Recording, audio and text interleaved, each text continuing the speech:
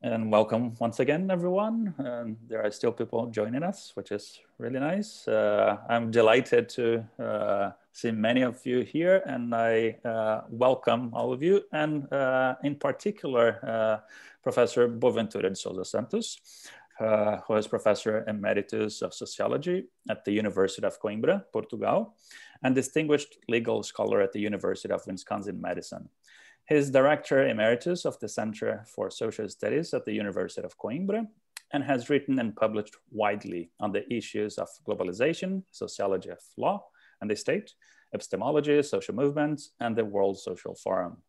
His most recent project, Alice, Leading Europe to a New Way of Sharing the World Experiences, was funded by an advanced grant of the European Research Council, one of the most prestigious and highly competitive international financial institutes for scientific excellence in Europe. He will be discussing his book, Epistemologies of the South, Justice Against Epistemicide. And welcome once again, Boaventura. The floor is yours. Okay, Rafael. Good afternoon. Well, here in Portugal is good afternoon.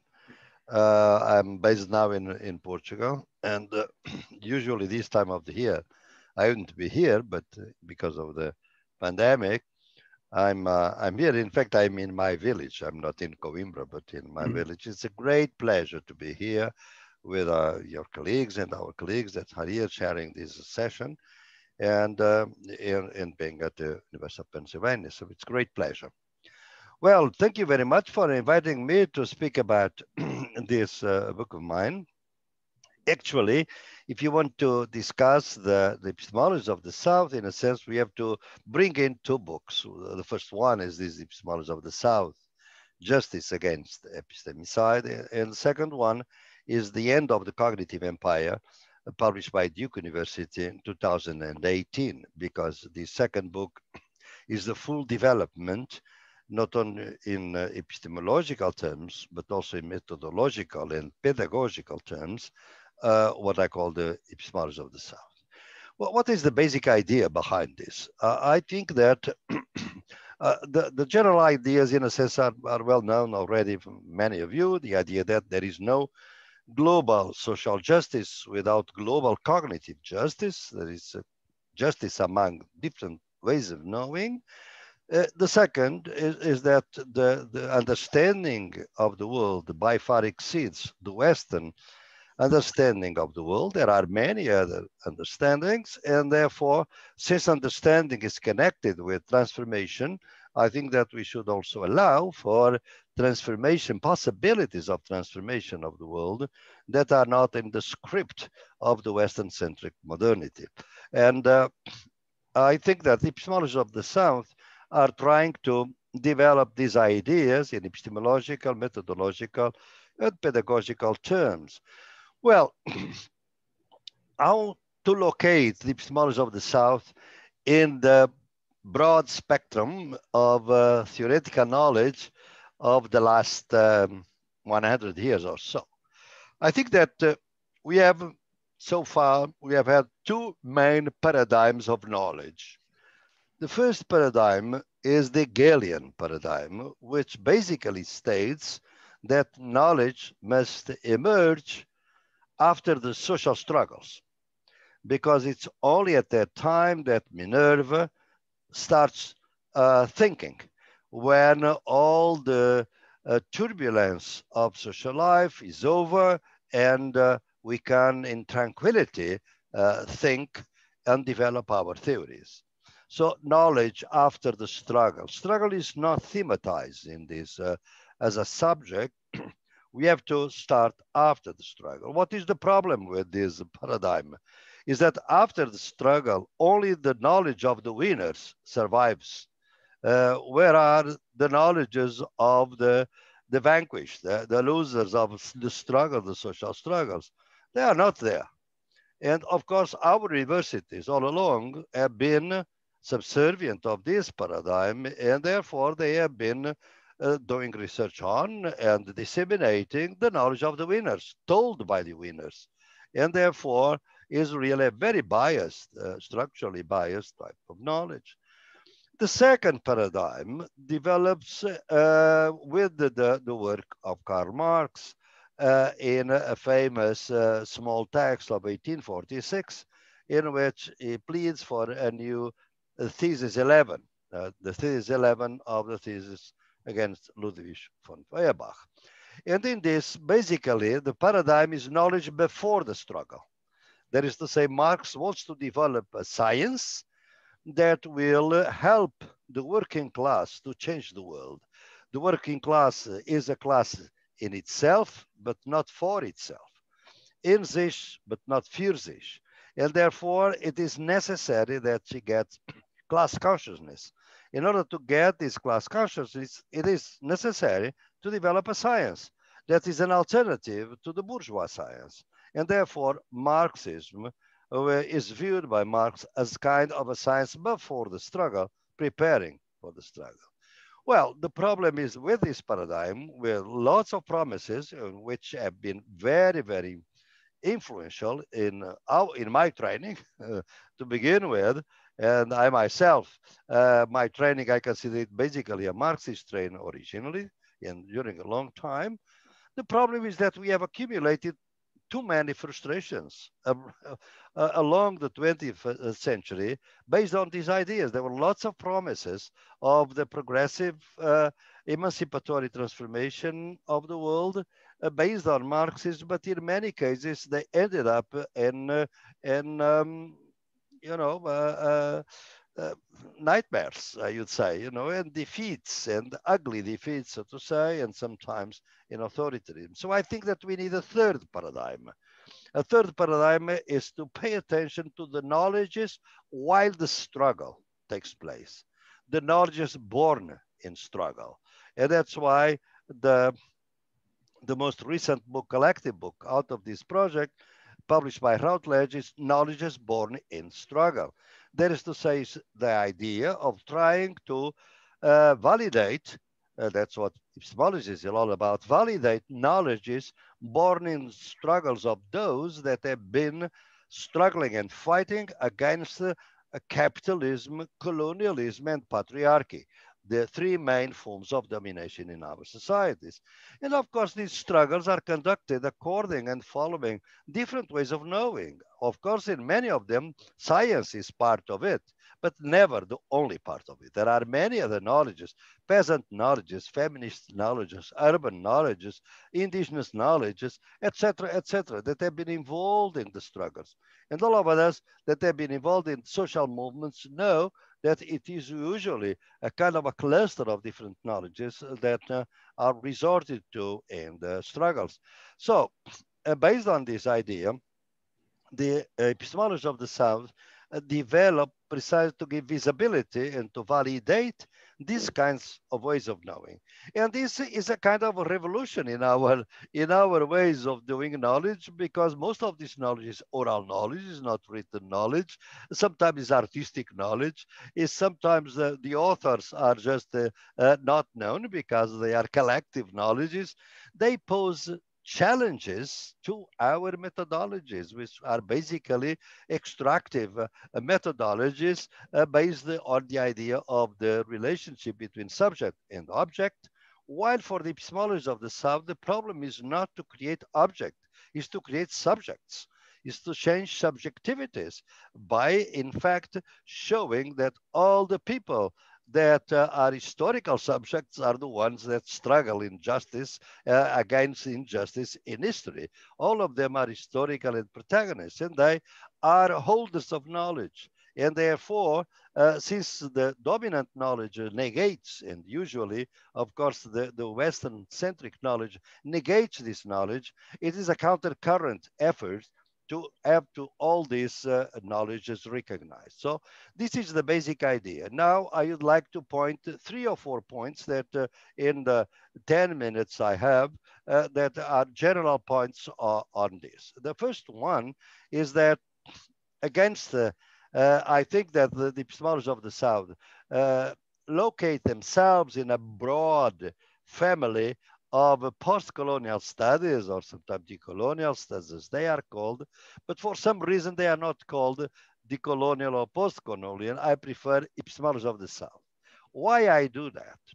For several reasons. The first one is that for the epistemologies of the South, colonialism is not the only matrix of domination in our world. It's one of them. It's the three of them. It's one of the three. The others are capitalism and patriarchy. For some kinds of decolonial thinking, it looks like colonialism is the only matrix of domination in our societies. And I don't believe that. They are three. And I've seen that in the World Social Forum in many movements, that we have these three forms of domination because capitalism cannot sustain itself without colonialism and patriarchy. Why? Because colonialism and patriarchy is about racialized and sexualized bodies. And these racialized and sexualized bodies are the ones that are providing a highly devalued labor and non-paid labor in our societies. And the free labor of capitalism cannot sustain itself without highly devalued labor. And this labor is produced by people that are ontologically degraded. They are considered subhumans.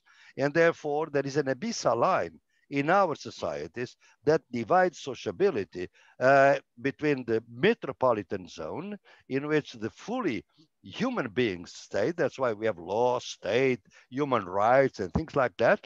But on the other side of the line are the colonial sociability, the sociability where subhumans are located, people that in fact are not dealt with as fully human.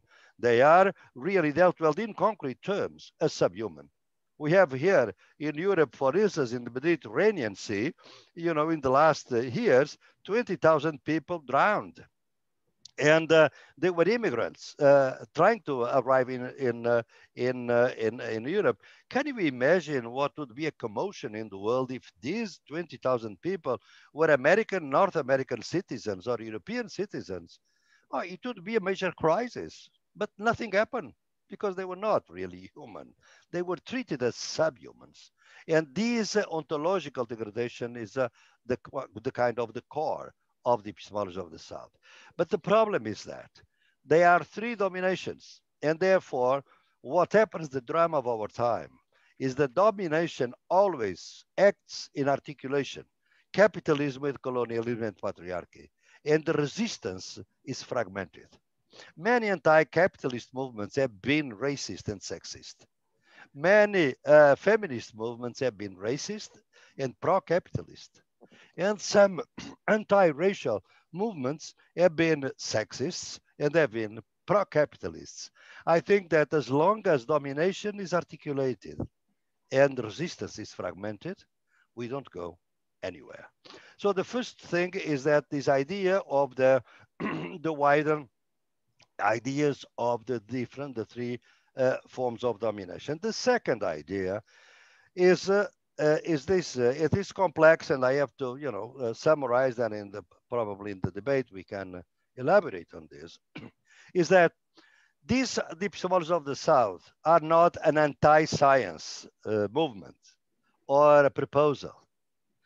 The proposal is the following: science is a valid way of knowing, but is not the only one. There are other knowledges in the world, and our universities and our establishment only teaches science, while there are many other ways of knowing. And in fact, most people run their lives not by science, but by other ways of knowing, other knowledges, other philosophies, other cosmovisions. And therefore, I think that this idea is very important, because sometimes in some of our post-colonial studies, the idea is that all the science is racist and sexist and capitalist, and therefore is not valid. And this is leading to a backlash, which I don't think is adequate. Why do I get this from? I get this from two sources. One was one of the liberator against Portuguese colonialism in Africa, that I really was one of my gurus, so to say, Amilcar Cabral. He was a great leader of the liberation movement in Guinea-Bissau, and assassinated by the secret police in 1973. And Amilcar was very clear on this. Sometimes there are science by the colonizer that may be useful to us. So you have to use this science. We have to select which parts that we want but some of them may be used. So we have here the idea that you have to validate science in pragmatist terms, that is to say.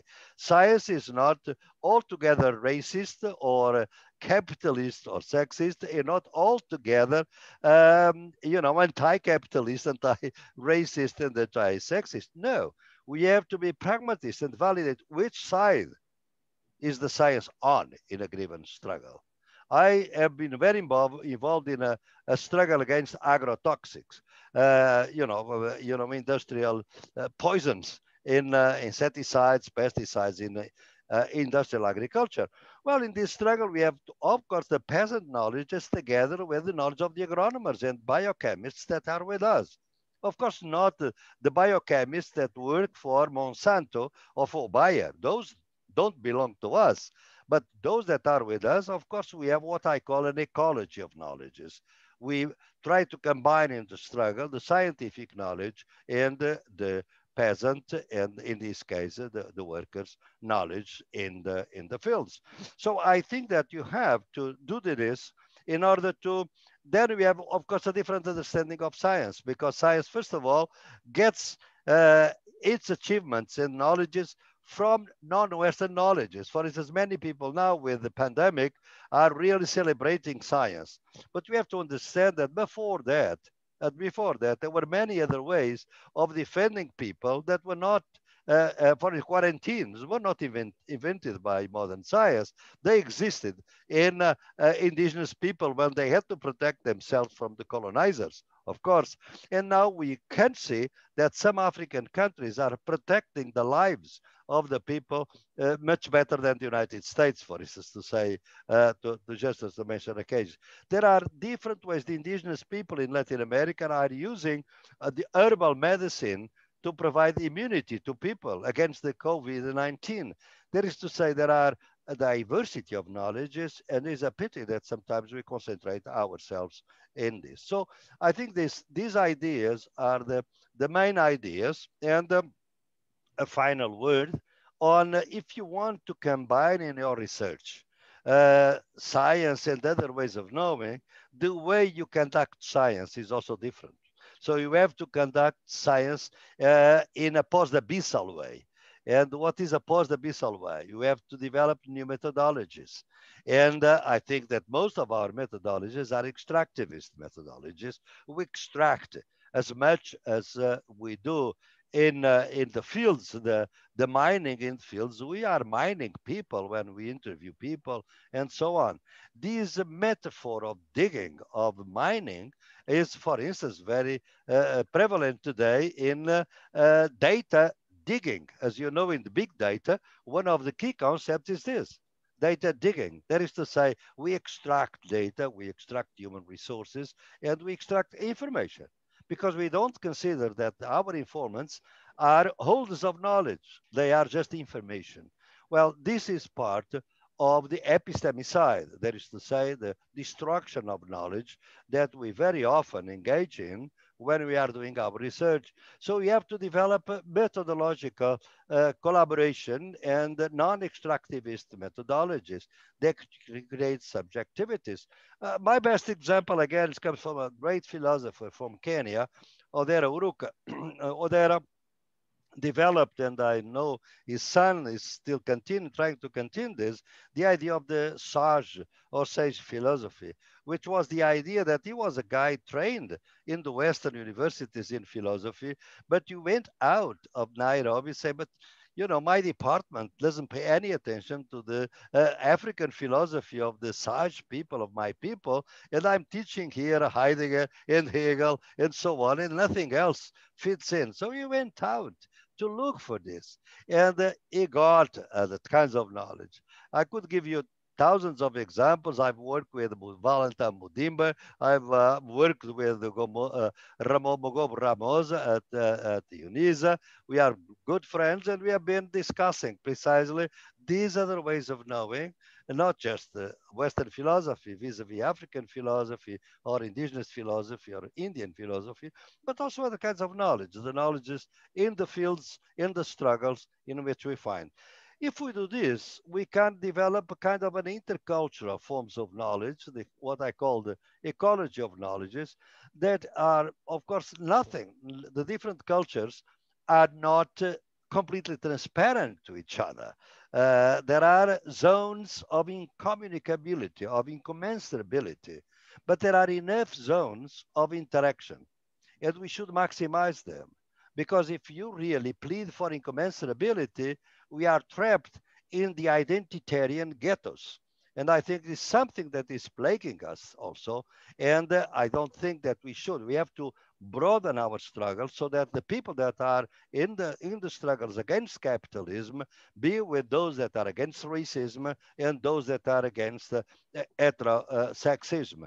I think that we have to bring together the struggles, and we have to have epistemological, methodological, and pedagogical strategies that help this idea that my struggle is not more important than your struggle. All the struggles are important. Some of them are more urgent than others. So probably in the debate, I can elaborate on a key concept as to how to distinguish urgent struggles from important struggles, because there are different concepts and there is a lot of confusion in the social movements and activism in general. And I think we should contribute to solve that. So thank you very much. Thank you very much, Professor Boaventura. It's been a very enlightening and comprehensive introduction to some of your latest works. And I'm sure many of us would like to ask more questions or make some comments. I'd like now to ask Makone if you'd like to start the discussion. Yes, thank you very much for this very informative exposition of your work. I would like to begin by focusing on issues about extractivist methodologies.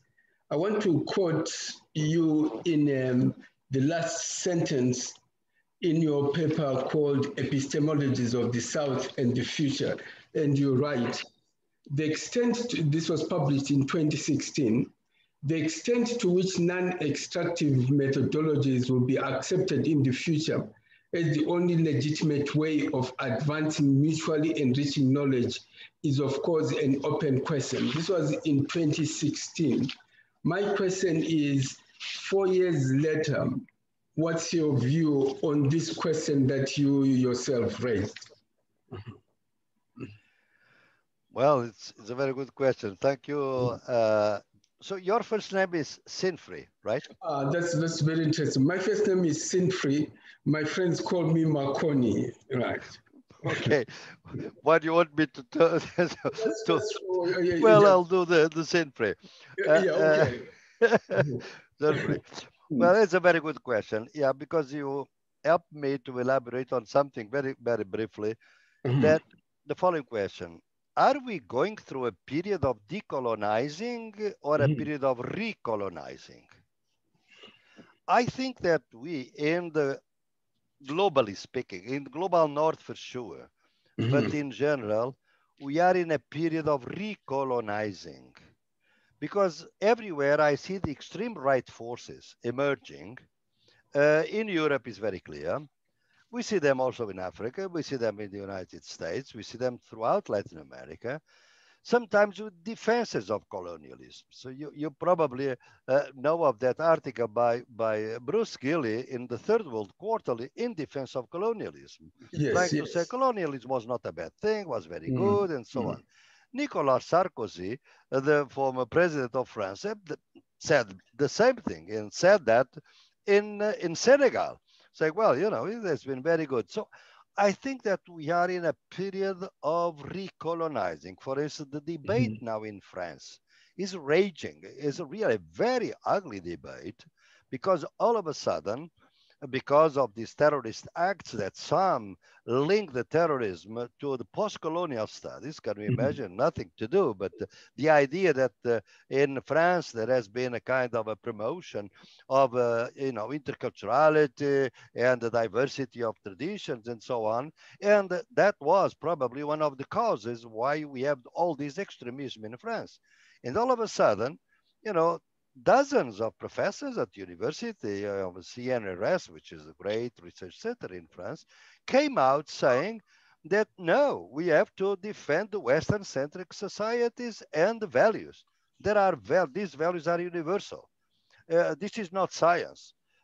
Anything that we do, I mean, this idea of collaborative methodologies is for them the evil. I mean, because it's against objectivity for them. Because for them, objectivity in the liberal sense, objectivity goes together with neutrality. But in a society, we're divided between oppressors and oppressed. To be neutral is to be with the oppressors, basically. So these professors, even though they are claiming the universal ideas, Western values, which quite frankly, Zenfried, is very hypocritical because, Europe is the most violent continent in the world in the 20th century because this continent killed 78 million people in 2 wars, the so-called, world wars. They are world wars, they were European wars, but they are considered world because of colonialism. So lots of people in Mozambique, because I know very well, 250,000 people died, but because of colonialism, because they were on the Portuguese side against the Dutch, the German side in Tanzania. So it's a very violent continent, and all these so-called Christian values is an idea. It's very recent. So I think that these before some 5 years ago, I don't think that these professors would be so outspoken. You can't imagine that all newspapers in France are behind these professors, and it's really almost a kind of a persecution against all our theories, post-colonial, decolonial, people that have been writing books all along. They are under threat and they are under scrutiny. So I think that we are facing a backlash. And I see that at universities in the US. I mean, the ones I'm familiar with. I was, particularly those that are considered most progressive, for instance, at Berkeley. I was last week in Berkeley, well, by internet in Berkeley, and I was at Cambridge in the UK on education. And you can see that well, these groups are groups of students that and young faculty that were asking me, Professor, I mean, now we feel a little bit persecuted in our universities by, defending some ideas of diversity, of non-Western philosophies, and so on. Everything seems to be suspicious. So I think that we are in a period that probably of more wide confrontation. There are the possibilities for collaborative research is there and is really being followed by many people around the world, particularly the young people, students and faculty. They are doing this. And I could give you lots of examples in different ways in which people are, for instance, writing PhD theses in co-authorship because they are getting the information from leaders of movements, and at the end they think that the leaders of movements should also be considered co-authors of their thesis.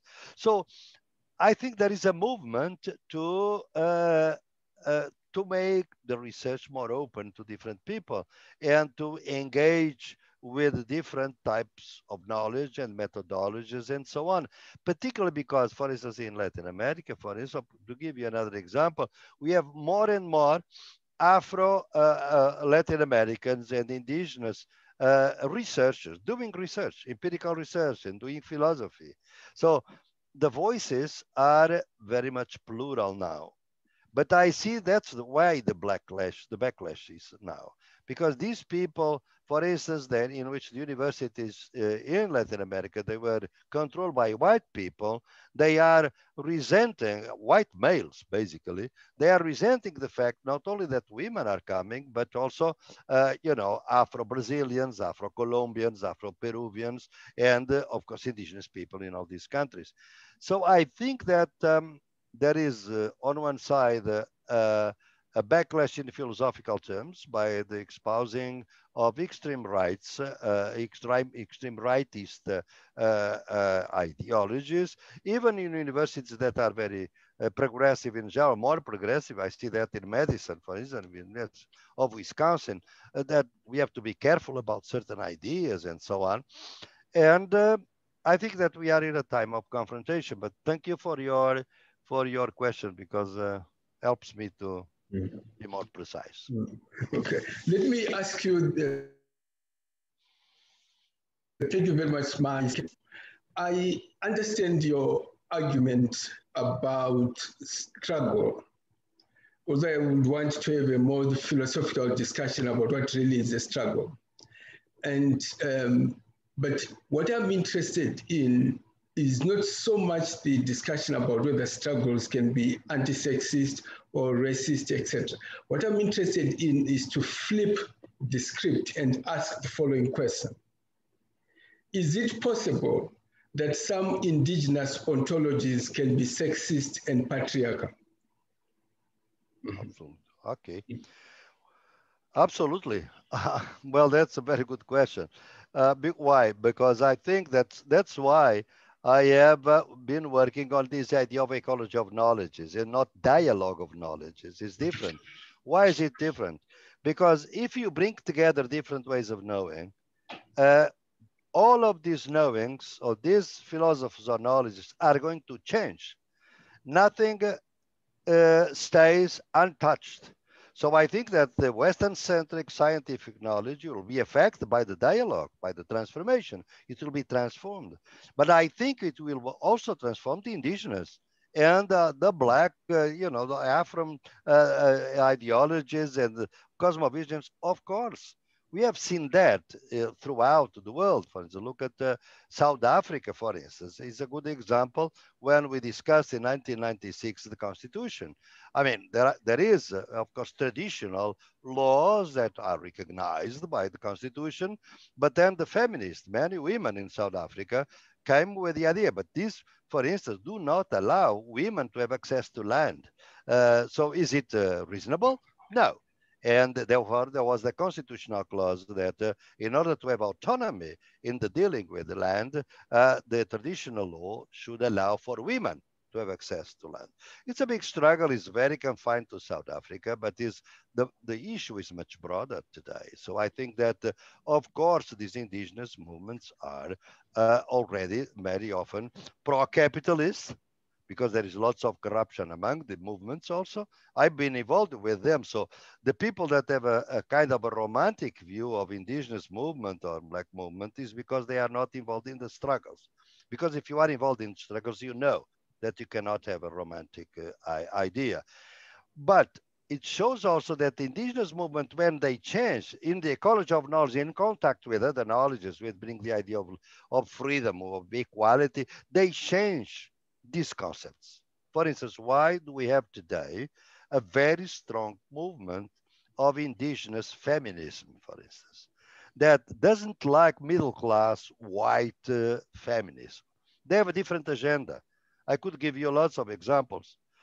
For instance, the African women or the indigenous women that have been always that always had a very protagonist role in agriculture. In the mashambas and in the family agriculture, they don't plead to have access to work because they are working already. While the feminists, the women in the 70s and 80s were pleading for access to jobs, they always were very active. The problem was the discrimination against them in terms of land tenure, in terms of leadership of the councils in their communities and so on. So there is an indigenous feminism that has a different concept of relationship between men and women. Because, for instance, the white feminism, so to give just this example that comes to my mind, is based on the idea of equality. The concept that they use, the indigenous feminists use, is the concept in Quechua in Latin America is Shashawarme. This concept means complementarity because they're of the holistic conception. How do you can equality without opposing the different parts? So in a sense, they enrich the concept of equality and freedom in a different way. So thank you for your question. I mean, it's no knowledge is stays or keeps or is left untouched by these intercultural dialogues, because they take place in the struggle. Because if you really have a kind of a male chauvinist type of indigenous people, the women are not going to participate in the struggle, not today. So we have to change the different ways of knowing in this process. And all of them, that's why I'm against relativism. So you have to see which side are you on the struggle. Okay. Yeah, this is now my last question. In one of your articles, you talk about Portugal having been an informal colony of Britain. But and then you proceed to say that Portugal, in terms of world systems theory, was on the semi-periphery. Now, my question is this, is that since Portugal subsequently went to become a colonial force, colonizing Mozambique, Angola, Goa, Brazil, etc. In what way, for example, did the semi-peripheral position that Portugal occupied as a power in Europe shape the nature of its colonizing tendencies in Brazil, Angola, or Mozambique? What was the impact of the fact that Mozambique was a semi-colony of Britain have on the nature of the morphology of its own colonizing tendencies?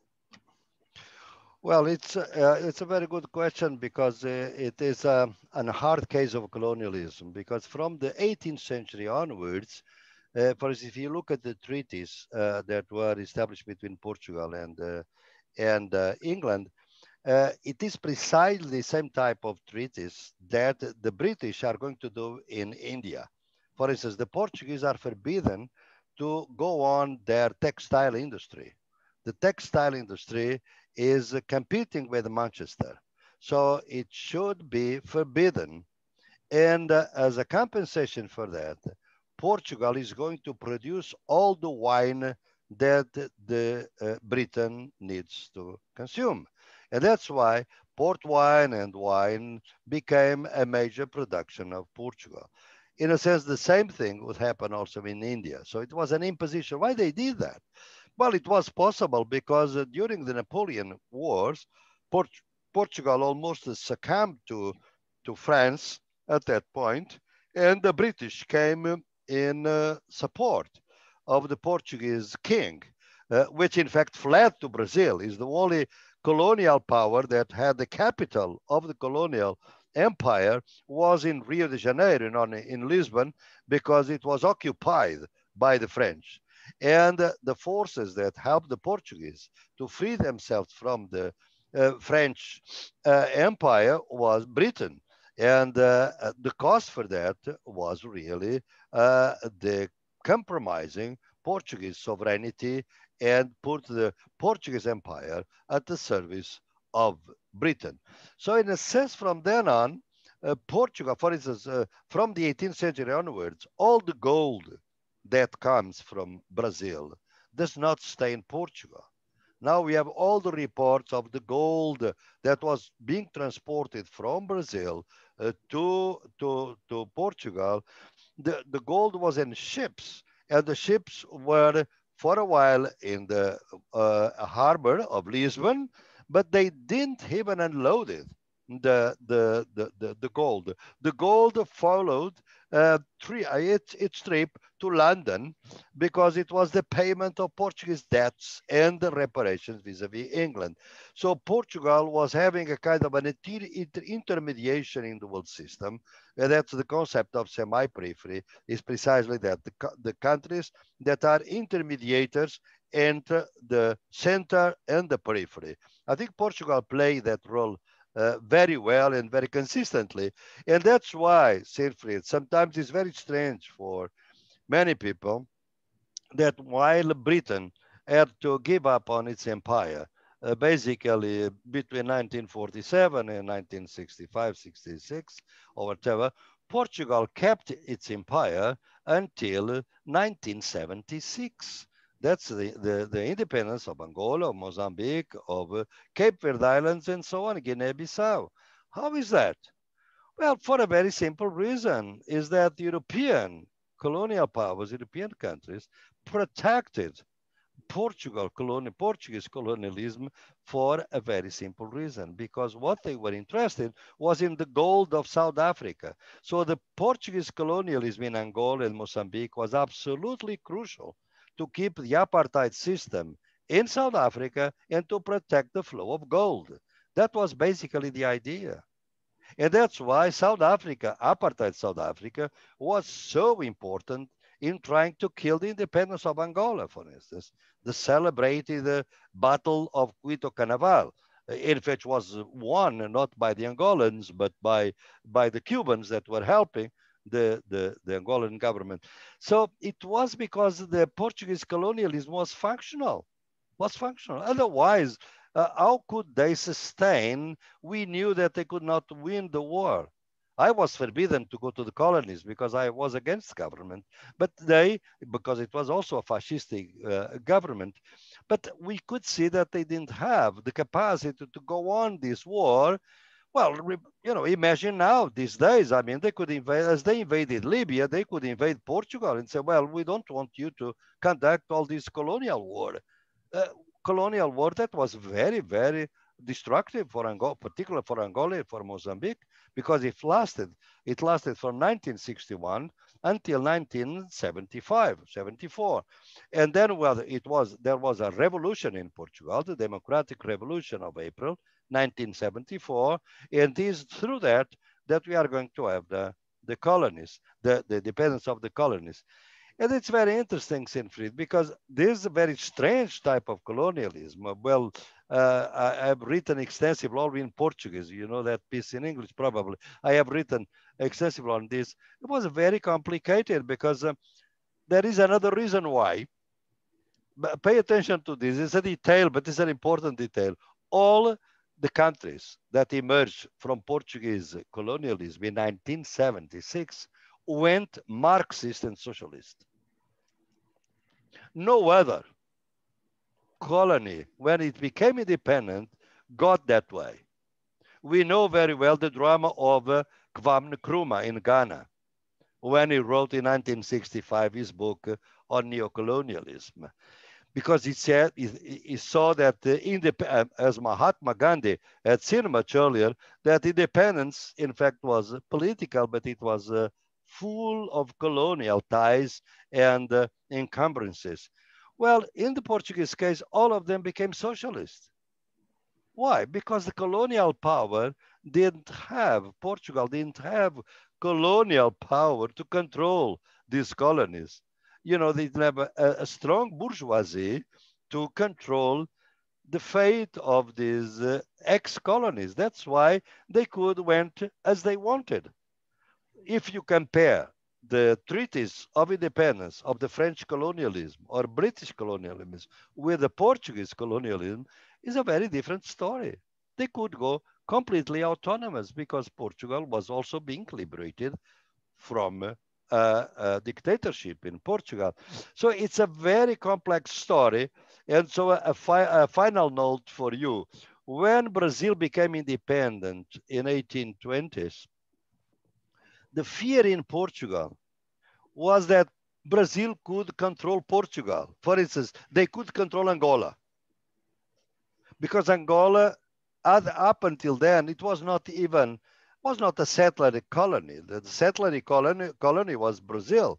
And then the fear was that the Brazilians, now independent, in alliance with the British, would destroy Portuguese colonialism and Portuguese influence in Angola. So they were afraid of reverse colonialism by Brazil. This shows the weakness, the structural weakness of a semi-peripheral country in Europe. And then the story goes on up until now. I mean, we in Europe, we have internal colonialism. Holland and Germany look to the South as countries that are dealt with as if they were colonies. I mean, the Greeks are lascivious, are inferior, the Portuguese, the Spaniards, and so on. There are all kinds of colonial prejudices inside Europe. And that's why we had the crisis in Greece, the Greece that was occupied by the Nazis, by the way. So it is a very strange stories of this colonialism. And my final note, Siegfried, is that all the forms of land tenure in the colonies in Latin America, particularly by the Spaniards, were tried on, experimented upon in Andalusia, in Spain. In fact, when the Catholic kings vanquished the Muslims, the Arabs in Al-Andalus, in the southern part of the peninsula, they distributed the land according to the encomiendas, which was the system that became very popular and dominant in Latin America. So they did the colonial experiment in Europe before they used these land tenure systems in Latin America. The same thing that the Holocaust was in fact trained in Namibia. In fact, the first Holocaust was the Germans, of course, but they did that in Namibia before doing that in Europe. So there are entangled stories here of colonial powers that I think up until today. Now you understand why, for me, colonialism is not a thing of the past. What is a thing of the past is historical colonialism, not colonialism in itself.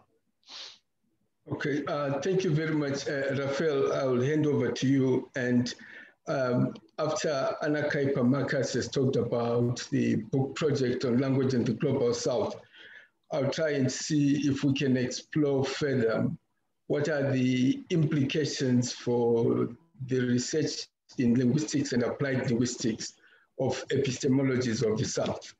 Thank you very much, Professor Dos Santos. Okay. And Siegfried, if you allow me, just please keep in touch, since we are now in touch, about your research, because I think it's a very promising area in for the epistemology of the South, the questions of linguistics and the struggles against linguicide, which is also a form of epistemicide. So I think I would like to stay in touch with your work. Thank you very much. Okay, thank you very much. Raphael and Bassett.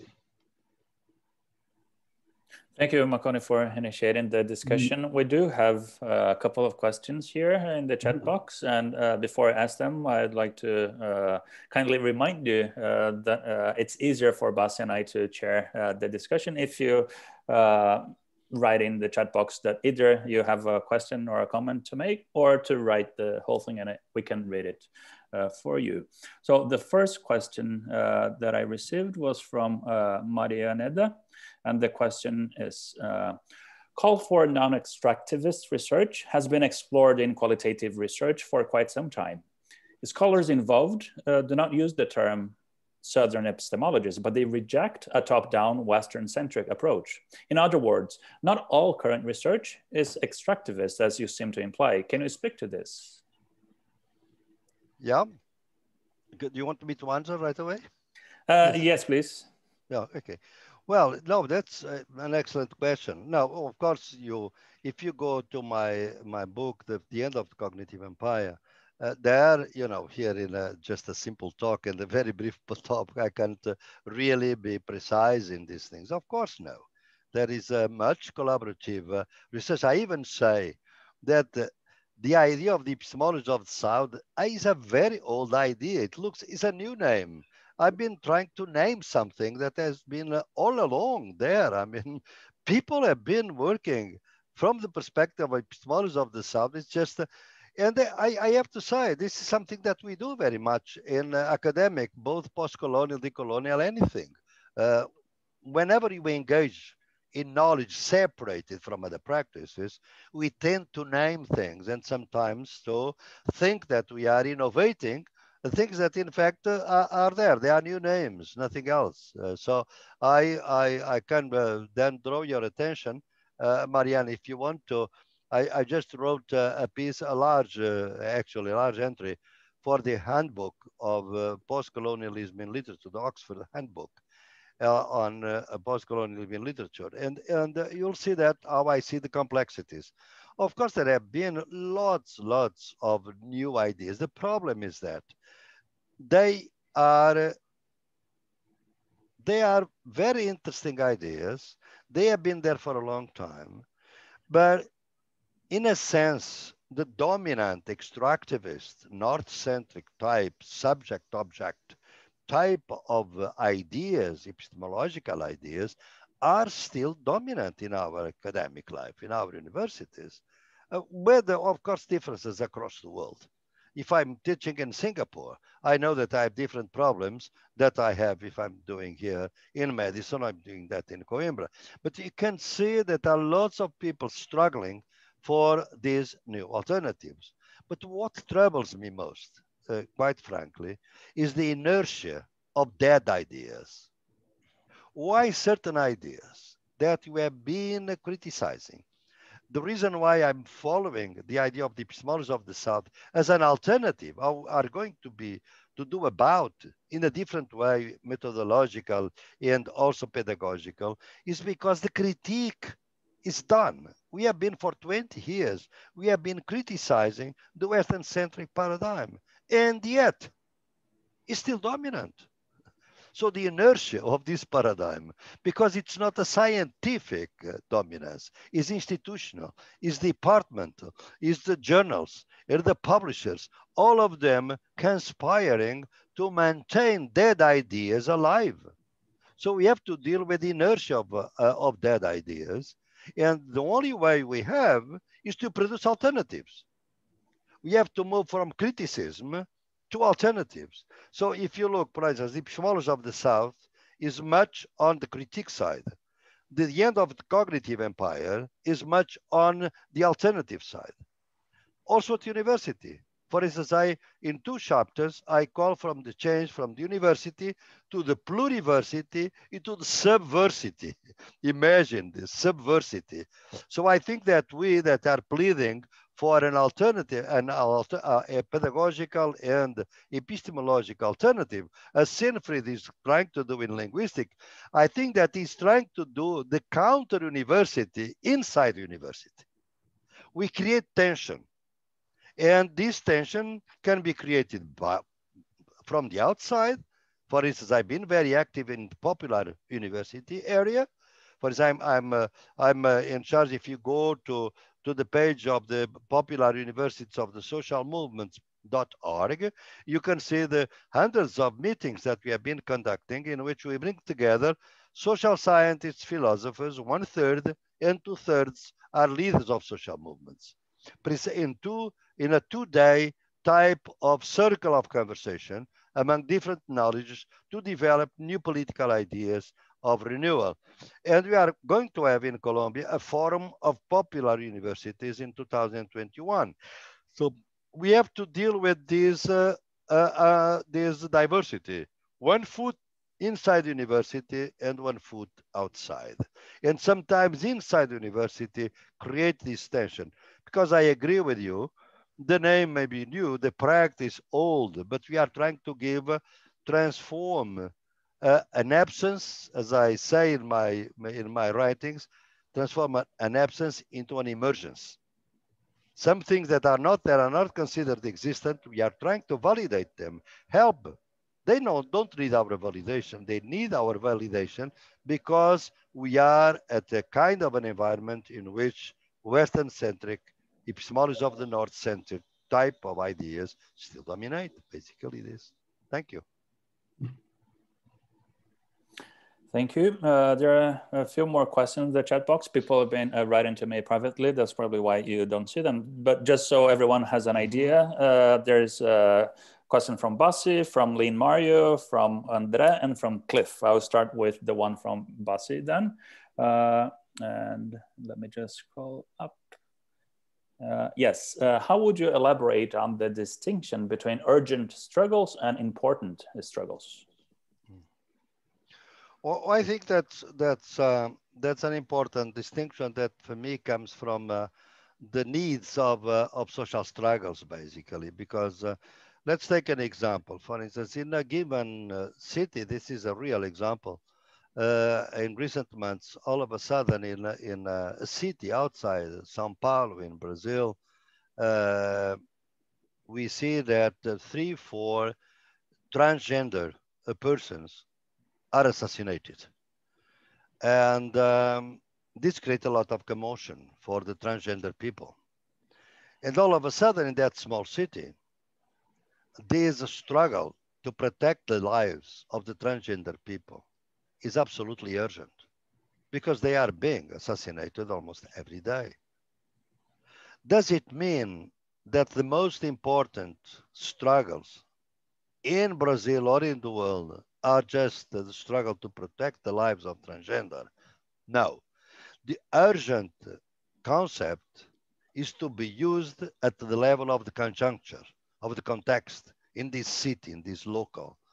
The concept of importance is a structural level. It's not at the conjunctural level, it's at structural level. And at the structural level, that's where I think the work becomes more polemical, but that's my proposal is polemical. I have no question about that, is that the struggle against capitalism is as important as the struggle against colonialism and is as important as the struggle against heteropatriarchy. The three are equally important. And I come from a tradition of Marxism that told me for a long time that only the most important struggle would be the struggle against capitalism. And I'm saying, no, the three struggles are important, but one may be urgent more at a given moment. And the task of the most urgent struggle is to bring along all the struggles. Let's take the Black Lives Matter. All of a sudden, this is the most urgent struggle in Brazil, in the United States, because it's a very important struggle against colonialism in the form of racism. But as this struggle gains protagonism and strength, it has to bring along also the anti-patriarchal dimension of struggle. The women that are usually doubly and triply dominated and discriminated against because they are black, because they are workers, because they are poor, and because they are women. And also bring along anti-capitalism. It's very clear. I have been living in the United States half here for 35 years. I have seen very clear that if you don't do away with capitalism, colonialism will be there forever. We may have some victories in terms of feminism, but these victories, usually, if there is a victory against patriarchy, there is a defeat against colonialism. It's not mechanical, but it's the dynamic of that. And you have to theorize why we have so feminist gains in a given society and all of a sudden a very brutal and violent racism against black people. Why is that? The struggles are interconnected. So at structural level, they are all important. At urgent level, sometimes some are more urgent than others. And the task of the most urgent struggle is if it gains power and protagonism and to bring along all the other struggles. So the Black Lives Matter have to consider the anti-capitalist struggle and the anti-heteropatriarchal struggle. That's basically my distinction. Thank you. The next question is from Limario de Souza. You speak of entanglement. For us who deal with language and culture, can you elaborate on navigating between the commentarable and incommentable without attempting to arrive at convergence? Well, that's a very complex question, Mario, because entangle, let's take a concept from archaeology, which I think may be useful. In archaeology, we have a very important concept, this concept of palimpsest. Palimpsest is the sedimentation of rocks, for instance, in which a layer is mixed with the next layer. They are not independent layers, one is upon the other, and we see traits and vestiges of each layer in the previous layers and sometimes in the following layers. So, and we sometimes in our society are palimpsest. In fact, different temporalities, not only just different knowledges, but different ways of being. The reason why I speak of entanglement is that because we talk about socialist, capitalist, colonialist, and patriarchal society, but this is just a theoretical concept. The societies are much wider and much more than that. They are not just domination. There are other things. For instance, I'm not considered religion here. Well, if I'm certain societies, I have to consider. If I'm in India now, I have to consider religion, because if I'm a Muslim, I'm not a fully Indian, according to Narendra Modi, of course. And if I'm there also, I have to bring in the caste system. And if I am, a challenged person, which we call deficient or handicapped, I have to see that there's a domination here. So the society is very, very diversity. And therefore, sometimes in order to conceptualize or theorize, we make all these types of distinctions, but everything is entangled, everything is intertwined, deeply intertwined. But your question goes much further than that, is that in order to develop the concept of commensurability and incommensurability, first of all, do we need to presuppose that they are different entities that we can distinguish? Absolutely. Well, that's the first complexity. I will tell you, at least that's the way I try to solve this problem, because these are problems that we have to solve together. We don't have quick answers to this. Is that all culture, if you look carefully, all systems or cultures, they have different versions. In my work, I have never seen a culture that has just one mode, not even Western culture. When I talk about the concept of nature, well, of course, the dominant one is the Cartesian one. But I sometimes feel surprised that some people are ignorant that a guy that was really contemporaneous of Cartesian, of Descartes, was Spinoza, and a completely different concept of nature. What we have to explain is why the Cartesian concept prevailed and not the Spinozian one. This is a different question. So all different cultures have different versions. And I usually distinguish in my work two types of versions. The porous type of version, or amoeba type of version, the type of version that is open to a dialogue, that is open to be confronted with other cultures, and we have the fortress versions. The versions that say, well, this is my culture, this is not your culture, there is nothing, I can tell you anything, you can tell me anything. Full incommensurability. So these are two versions. Again, I can direct you to concrete examples so that you can see what I'm in mind. If you take, I already mentioned the work of Odera Uruka.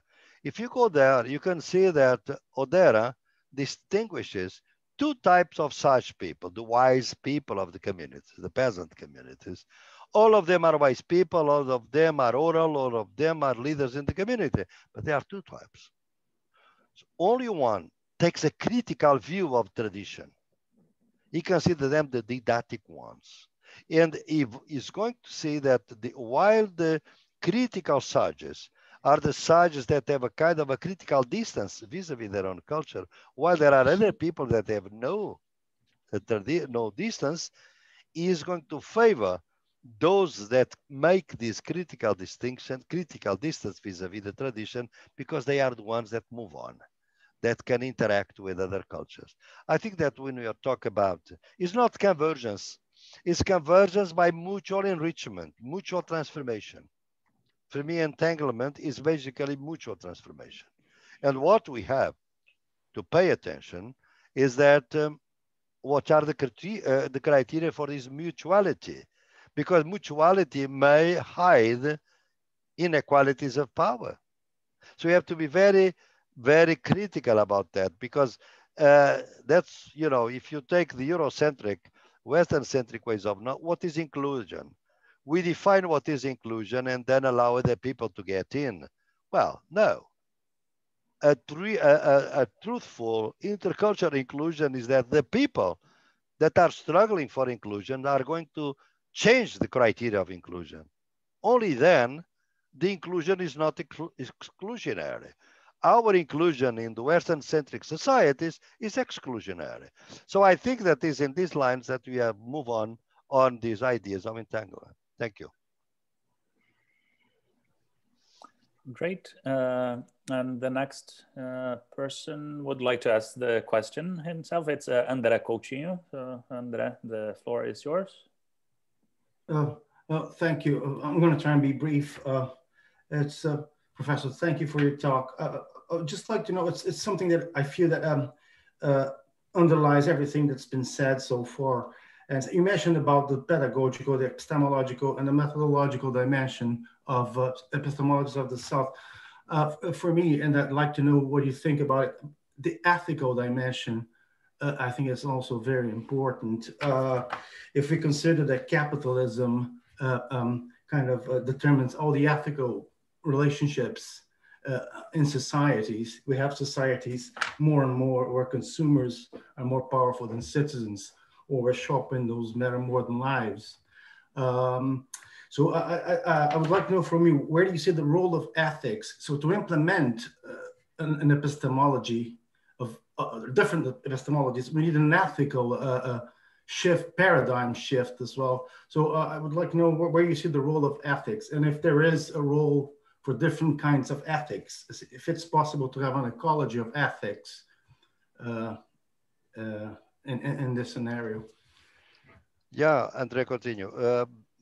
Thank you very much. Well, it's an art case. Why is it? It's an art case because if you really distinguish between epistemologies and ethics and so on in tradition, Western-centric tradition, it looked like the ethics was probably the one that was most liable to the idea that universal is the universality or universalism is fake, because there are double standards, not in application, just in application, but also in construction of the standard, the ethical standard.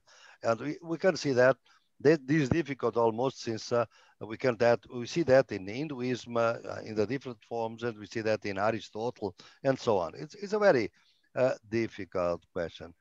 Where am I on this? The first of all is that ethics cannot, well, there are general rules that I think I have to apply to ethics, so to say, general rules of epistemology of the South. For example, abyssal line. The abyssal line, I think that our ethics is an abyssal ethics.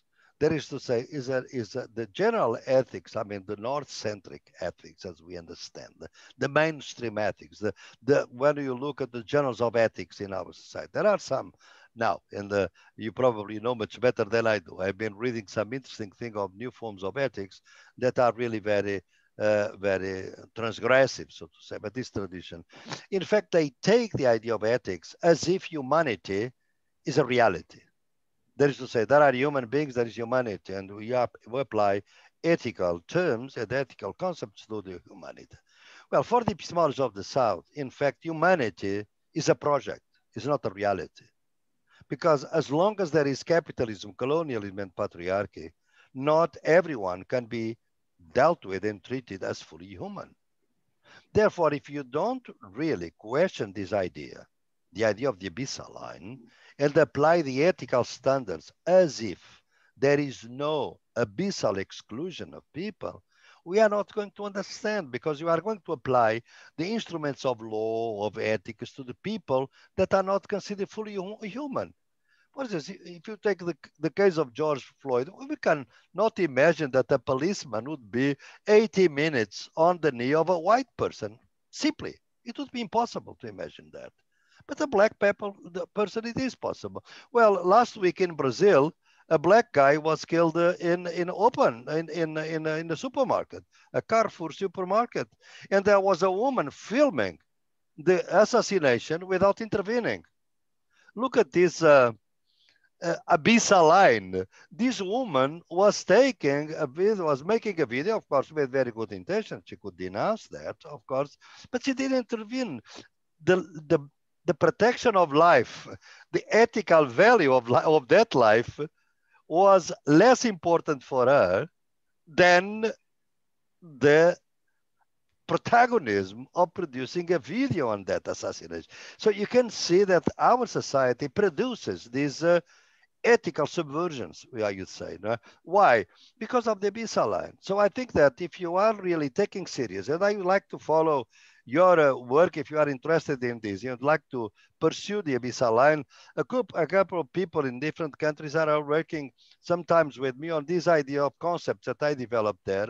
And I keep saying, I see that in the end of Cognitive Empire, that they are work in progress. I mean, we are still struggling for these new concepts.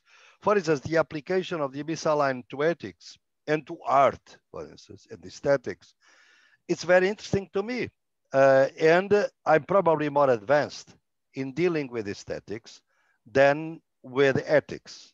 Why? Because I could deal with people outside academic life that helped me a lot to question the concept of art and the consciousness of it as aesthetics, because I work with rappers,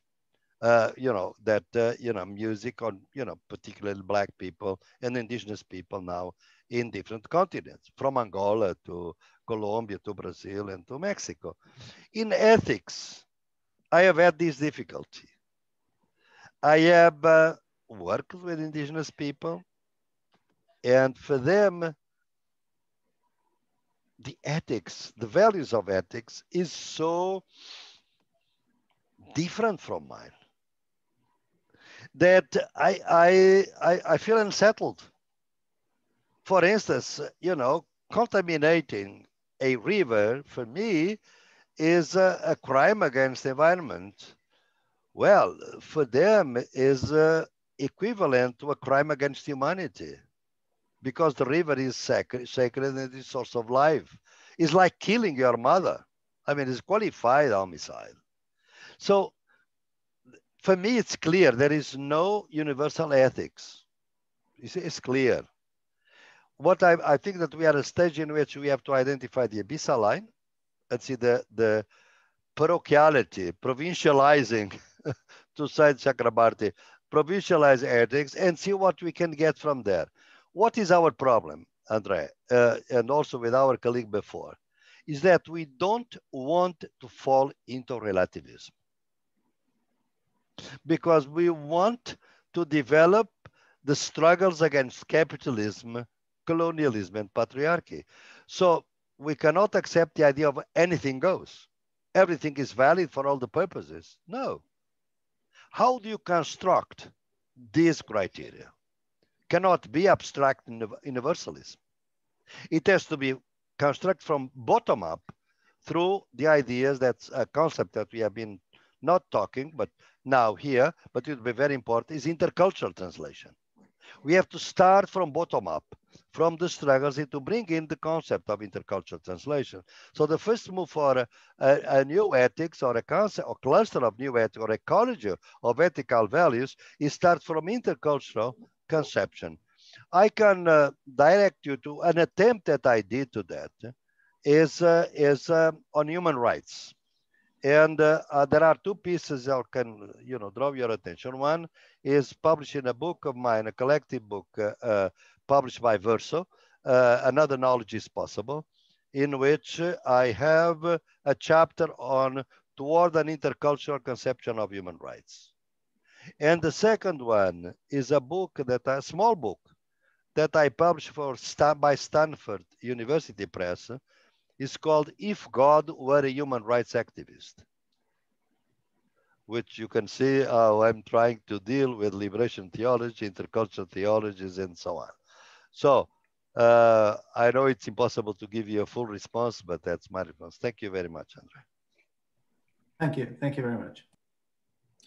Okay, we still have 10 more minutes left for this general discussion, and I have a couple more questions that people have written in the chat. The next one is from Cliff. Please comment on knowledges born in struggles of marginalized African languages in South Africa. Should indigenous people demand, protest, and use these languages forcefully so that the English status quo can be dismantled? Cliff, yeah, is the name of the person, right? Yeah. Yes. Yeah, well, again, Cliff is there is one thing that we have to respect is, I think, is that if we really follow seriously the epistemology of the South, we don't have general recipes. You know, you don't have norms or measures that are universally valid, because by nature, they have to be born in struggle, so to say.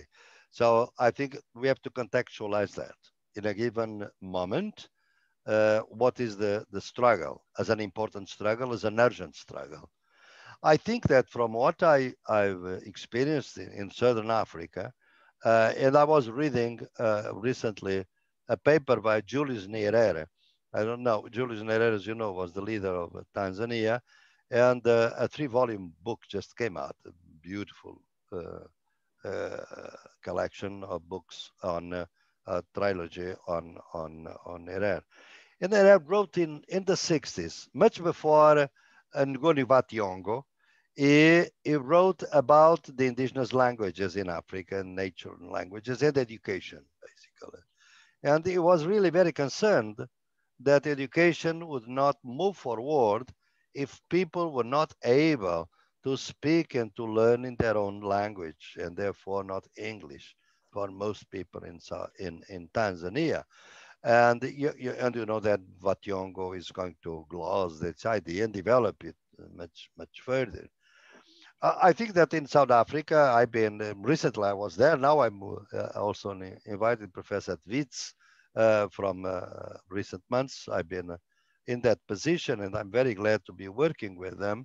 I think that, as far as I know, I'd like to know more about the context. I see this struggle going on. I think lots of people doing research about those languages in the extent to which they could be articulated, because is it possible to have an ecology of languages? And it's very difficult, this question, right, for linguists, because what is the first attempt was a universal attempt, was Esperanto, in a sense, was an attempt to build a meta language, so to say. Now, we have to have intercultural translation among different languages. The problem is that we cannot translate everything because there is no absolute transparency. I'm against absolute transparency in my experience, and the absolute incommensurability. So we are in between two extremes, and I don't think they apply, but they are always there. And there is also the danger of following closer to one or closer to the other. We have to to work with people, particularly this claim that you are being posing is being, as far as I know, being presented by young scholars, that Black scholars in South Africa that are engaged in community work, sometimes with social movements. But it's a very famous social movement in South Africa on housing, Abahali. So I think that you have to know the context very well to see if it plays a role, because we know, you know, from Batyong and many others, that we have also the problem that it was very well explained by Chinua Achebe, is that which language I'm going to speak. For Chinua Achebe has the opposite version in a sense compared to Batyong. Chinua Achebe, what says is that, why do I have to go on thinking that the English is the language of Britain? Because you are reinventing the language. Our language is our language, is my own language. I have to take over. I'm going to take over many other things. This discussion took place in Mozambique. I don't know the case of South Africa, but I know the case of Mozambique because I was involved in there. Because Samora Machel, from the very beginning, said, Portuguese is our vehicular language. It's a national language because it's the language that allows us to understand each other, because the North speaks Makua, then is Makonde, then Xixangan. Not everyone speaks Xixangan. There are different languages, and we need a kind of a vehicular language. But then, at the time, there was the idea that all the other languages would be also taught at university and in schools. And this is the part that has been neglected ever since. So I think that probably people in South Africa will find, or Southern Africa will find a way of having a kind of a general vehicular language for certain purposes, and probably another language for other purposes, as they already have an official law for certain purpose, for instance, for commerce, and then for family issues, they have the traditional law. They have different laws. So people are always in forum shopping, language shopping, law shopping.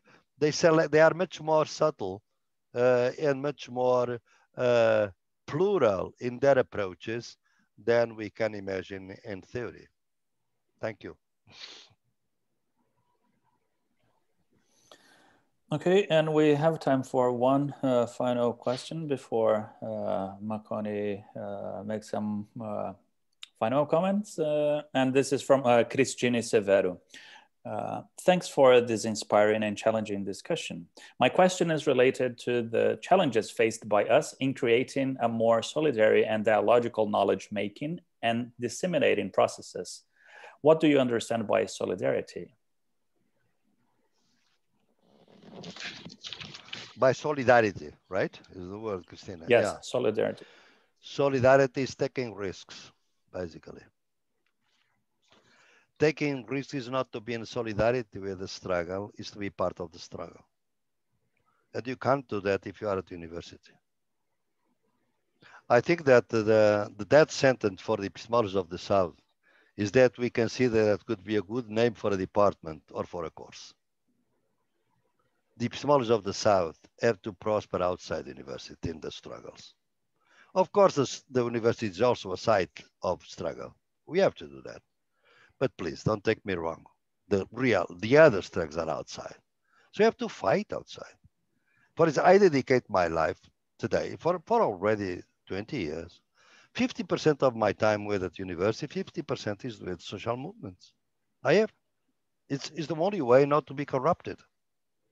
Because the generative ideas in my theorizing come from practice. I don't invent them, quite frankly. It's from this concept. I've been working now very deeply in theoretical on urgent and important struggles. Where do they come from? From needs of struggles that I'm confronted with. And I'm in those struggles and people, what are you going to do? And all of a sudden, yeah, this is urgent. We have to focus on this.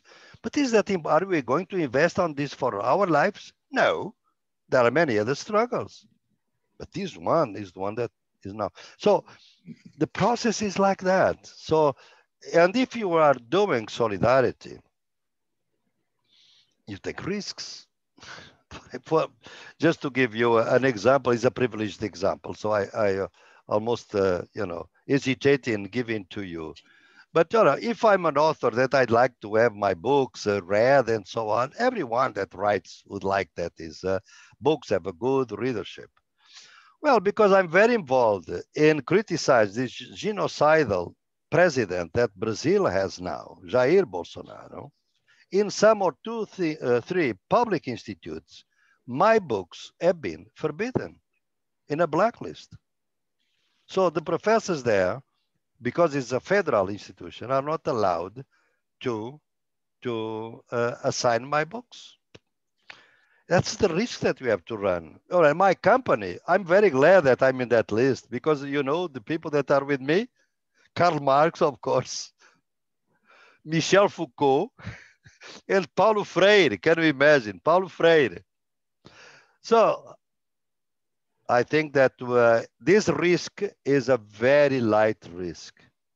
If you are out there, just gave you this example because I have to tell you the pandemic is affecting our struggles immensely because our struggles have to be done outside and now it's confinement and it's difficult.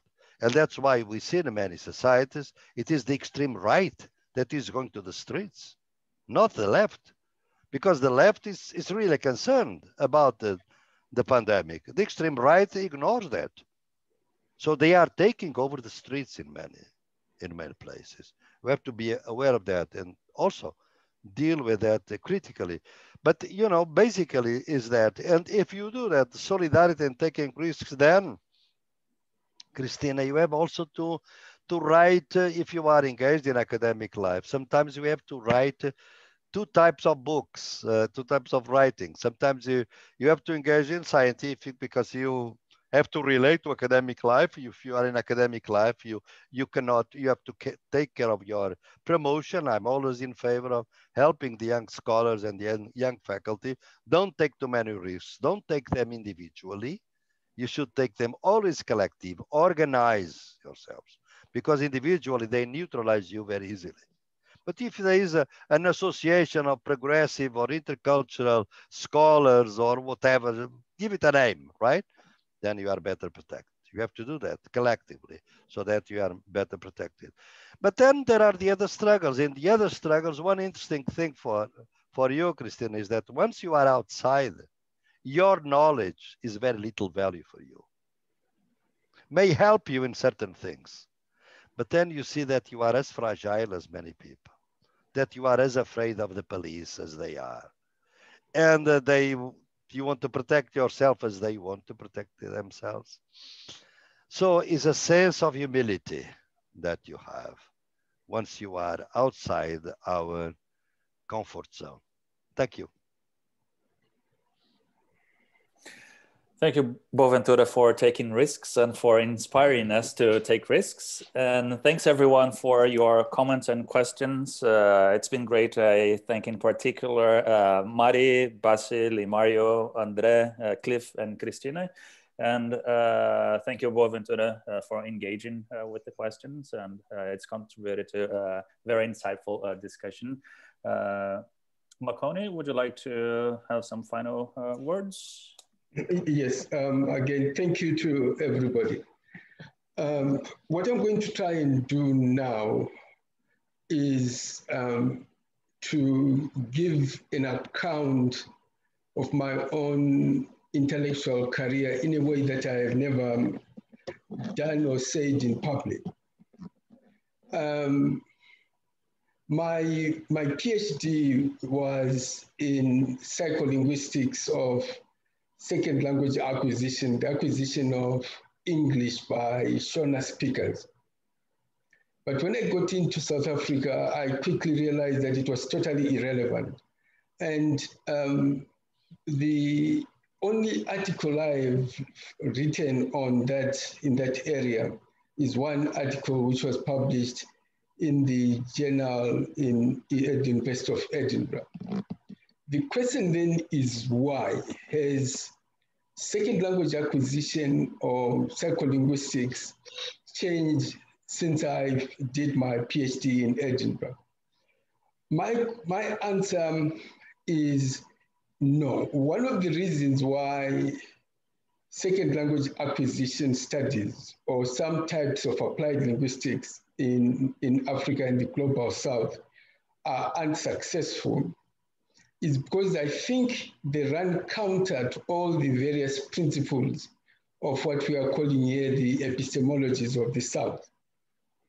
Second language acquisition, for example, is sociolinguistically lacks any sense of the nature of the politics of language learning, focusing largely on an epistemology that is free of politics and struggle. It also tends to give the impression that the knowledges about language take place in a planet which is free from struggle. And I couldn't find a way of linking up or associating myself with it. So that's why possibly I think I never managed to write anything useful in that area. The second aspect about it, I think, is that second language acquisition and some aspects of applied linguistics from the perspectives of epistemologies of the South are very colonial. And let me explain why.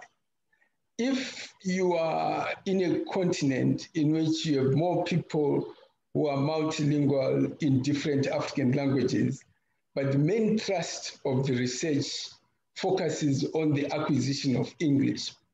If you situate those studies in a historical framework, what you are doing unintentionally is you are celebrating colonial, the nature of knowledge that is validated by colonialism.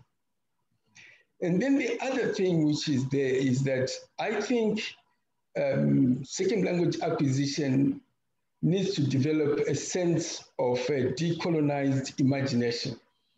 Mm-hmm. What would these studies of language acquisition look like if you pushed aside English for the time being and tried to explore how Xhosa speakers learn Venda or how Kikuyu speakers learn the tree, etc. In other words, if you centered Africa in second language acquisition, the body of research that you would generate will be completely different. And I'm sure you would come up with a much more energized second language acquisition. I would be hard pressed at the moment to come up with the names of 5 or more serious African scholars who are working on the psycholinguistics of any language in Africa. And that is not by mistake. The absences of that, as Professor Dos Santos would put it, is quite telling. Why is it not a fruitful line of study? Why is it that people just sidestep and they proceed along the lines? The reasons I would argue are that it fundamentally violates some of the key issues that we're talking about in terms of epistemologies of the South. And what is important, I think, is to try and begin to imagine a world of scholarship in which African sociolinguistics is at the center of the global universe. For example, Dr. Santos talks about cases where he was dealing with his students who tell him that some of the problems that North America or Europe are faced with have already been solved in Tanzania, Bangladesh, etc. In other words, my argument is that the strategies of language learning which are used in African context may provide much more sharper insight into the nature of language learning, not only in Africa, but in the global north as well. In other words, what I'm arguing for is a form of scholarship that moves towards Africa rather than tries to drag Africa towards Europe and North America. So that's my concluding aspect about this. It's a series, this is the basic argument that I've been working with Basantia as we try and develop the epistemologies of the South, but now trying to narrow that down to certain segments within applied linguistics. Now I'll shift now to and to invite Anna Kaipa-Marcus to talk about the handbook that we've been working on language in the global South. Hi, everyone. How are you? It's nice to see everyone's face. I'm going to just share a quick few slides. I hope you can see this. So Makoni and I talked about me just coming on today really quickly, just to introduce the book that we are working on. And, you know, as Dr. Dos Santos said, he is suggesting that we move from criticism to alternatives. And so I think that this book, to some degree, is trying to do this.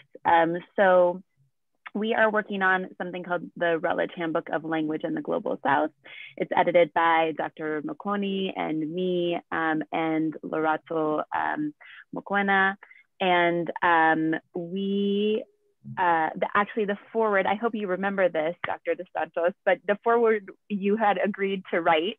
And so we're really excited by that. And we're excited to, after we submit all the chapters to you, to hear your ideas of how these chapters converge, how they, you know, introduce new ideas to some of the work that's already been written. So there are multiple themes within the book. What is being written kind of might be shaped, the themes might be shaped by what we are receiving, but there are themes of that we're calling histories, philosophies, and politics of the global South. One that we're calling toward multiple language ontologies and Southern multilingualism. Southern as critical theories, language and peace building, refugees, immigrants, protest and security, land, sea, and nature, alternate epistemologies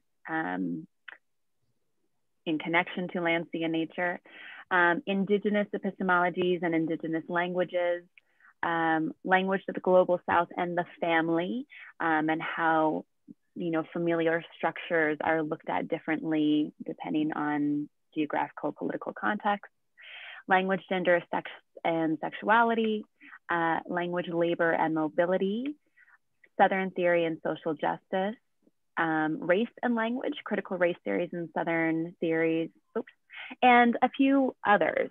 So these are these themes that we're gathering chapters based on these themes. And again, these themes might change. Our plan is to have 30 to 35 chapters. And the reason why we're even presenting this today is because even though this is kind of a compilation that has already been almost fully formed, and we're no longer accepting abstracts. By the way, I apologize if you hear screaming in the background. That's my 6-month-old child. The joys of Zoom calls. But so we're no longer accepting abstracts. However, if you have a fully written paper that you think would be a good fit or that you would like to submit, please send it to handbookglobalsouth@gmail.com. We're asking for fairly short chapters, but the reason for this is because, again, as Dr. De Santos noted, there needs to be a promotion of differing levels of scholars.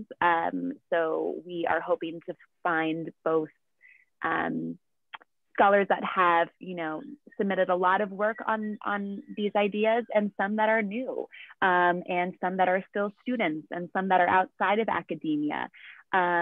So if it could be 6,000 words inclusive of references as well as APA format, that is what we're hoping to build. Currently, we have around 25 chapters. And again, we're looking to get at least 5 to 10 more. So if you are interested in this, please send an email to this email address. And do you have any other questions about this exciting handbook that's going to be out in the next 2 years?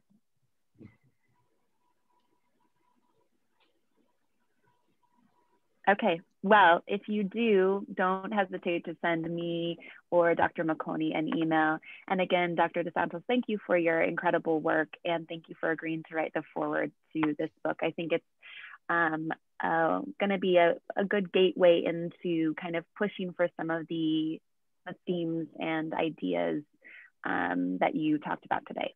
So thank you. Wonderful. Let me just comment, if you allow me. It's fascinating because I think that I take from this, and of course I'll be glad to write the foreword. It's very, very ambitious and very interesting, and in this area. But I'll take 2 tasks for myself. I mean, linguistic and ethics that Andrea Coutinho just brought to my. I have to work more on this, and you will help me. Please do send me your stuff and your work and Siegfried, and I'm very glad to follow it. And to say the same about Andrea. I mean, we are trying to do kind of a collective enterprise, and I think that we are still a minority at university level and will be for a long time. So you have to really be together and have more interknowledge, because our departments usually tear us apart, so to say. So I think that it's very interesting. And Anna, I'll do my best to join you. Thank you. Thank you, Dr. De Santos. Thank you, Anna, and thank you, Boaventura. And I think on that note, we can start the transition to the so-called after party. Like I mentioned in the beginning, this after party is a moment that's open for free discussion. It's not moderated by me. And you're welcome to stay or welcome to leave. So it's a very free moment. When we thought of this format of the virtual forum, we conceptualized the more formal part as a keynote or a paper presentation. And then the after party will be the moment where we meet at the lobby of the conference venue or in a bar, in a restaurant. Yeah, so you got the idea. So far, these these after parties haven't been recorded, but we felt that we've been missing out so much because the discussions have been so generative that we felt that we're going to keep the recording on. And yeah, I think I'll stop speaking now and let other people talk. Yeah.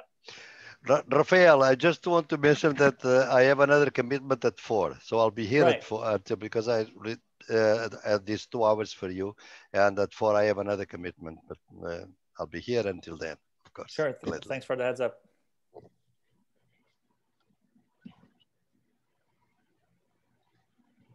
Right. I say Martin Jones is there. Hello. Well, I think you're muted. Ophelia, yes.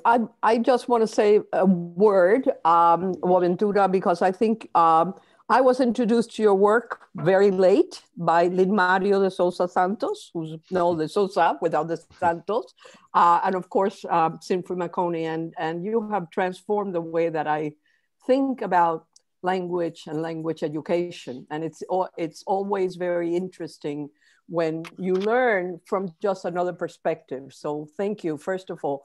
And then I just want to follow up with this question of the ecology of knowledges, because it's always, it's an aspiration. It's not a reality, even in the situations that you described today. There were people who wanted to enter into the dialogue. And I always think of Gabriela Veronelli's work on the Decolonial, which again, Mario introduced me to, and her ideas of the fact that there is no dialogue possible when people are considered less than human, which is still the way in which many racialized language learners are looked at today. So I wanted you to talk about the ecology of knowledges in those situations of such unequal ways in which we look at each other, that the communication is impossible. Thank you. Oh, Feli, this is really a million word question at the end of our conversation today. Well, it's a very important question, because sometimes we have this anthropocentric type of idea that we solve the problems of the world and of history in our lifetimes. And history has a much larger patience than we. So if you enter a situation of extreme discrimination and extremely drastic and violent hierarchy, in such a situation in which some humans with whom you are trying to have an interaction are really generally considered as subhumans, and therefore have no equal partners for a conversation. This is very challenging. It's challenging for both parties, in fact. And I have to tell you, that's why I came up with the idea of the popular universe of social movements. I would advise even the UPenn people, you people, to try to organize this whenever the pandemic allows us, because this has to be presential, in my view, is that to stay for 2 days in residence with, 1/3 intellectuals, academics, and 2/3 leaders from different movements, women and ecology and peasants and urban and so on, and no more than 40 people. And then we work, and we live in residence, so in the same place, not a university place, of course, and we have our meals and so on for 2 days. And it's amazing, the experience that we gain in this is a kind of a shortcut of society, because it's almost an experiment. You put yourself in this position. First of all, the intellectuals show we can see how the transformation takes place out of difference. Just to give you an anecdotal type of information, but it's really. In the first day of conversation, usually leaders, particularly indigenous leaders, and sometimes also Afro-American or whatever, leaders or activists, are silent, not silent. If not silence, they don't speak much, right? And intellectual people, academic life, usually it's because everyone has no more than 3 to 5 minutes to speak. That's the rule of the circle of conversation. then it's really a pain in the neck to keep the intellectuals in 3-5 minutes. But the leaders, usually the activists, don't even take their time. Then we go out at the end of the sessions, we stay there because you are in residence, and we go for lunch, and after lunch is after dinner, we have just dancing or chanting and sometimes some alcohol. We can't do that if you are in Tunisia, as I was in 2013 and 18, because there we are not allowed to have alcohol. But in most cases, we have our tequilas, our chasas, and so on. And the transformation is the following. Intellectuals don't know how to dance, while activists dance very well in general. And all of a sudden, you see the intellectual on a corner trying to go on with the discussion of the day just because they are very uncomfortable. They don't know how to dance. And they, they feel very uncomfortable.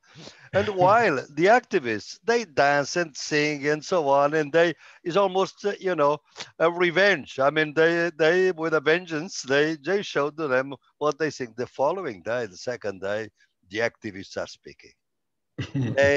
They gain their place and their location, their speaking location, and they speak more confident and so on, and people start to learn. So this is just an anecdote that tells you that all knowledge systems are systems of ignorance.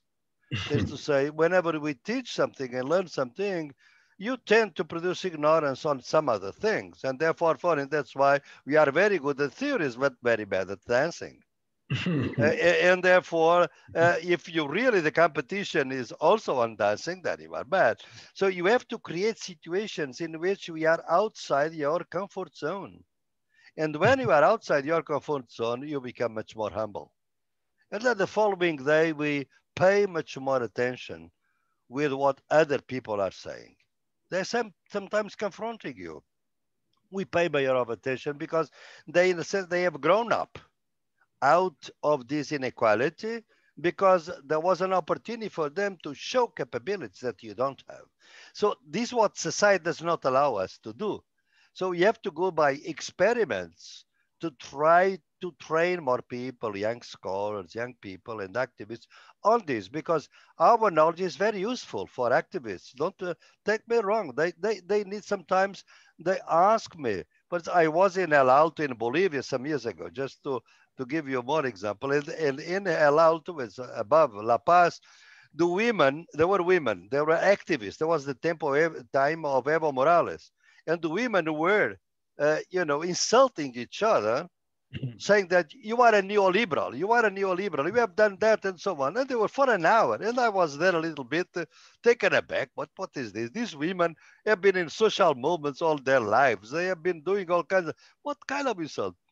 And, by the middle of the conversation, the leader of the women addressed herself to me and said, Professor Boaventura, could you explain to us what neoliberalism is? So after this insult for an hour, she was saying, but what is this? And then I tried to explain what neoliberalism was. At that point, I think she used me to calm down people, to say that none of them was neoliberal. They have different views on politics, but neoliberalism was an insult. Is the way we used to say in Portugal during the revolution, if we didn't agree with someone, we'd tell you are a fascist. Well, the person was not a fascist, but it was against us. So you would say, well, you are a fascist. Sometimes in a highly polarized situation, you tend to insult instead of arguing. That's precisely what is happening in our society. That's your president does, your Mr. Trump. So it is normal in these situations. But I think our knowledge is useful and is very important in the struggles, and we should develop that. But it's Ophelia, is a process of co-creation of humanity. This comes, if there is a strict type of exclusions, this attempt to interact with people is to co-create humanity, because in fact it's a project. It is not there. It's not a given. It's an aspiration, as you very well said. Thank you.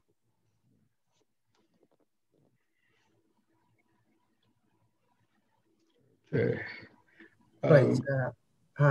Hello. Can I Hello.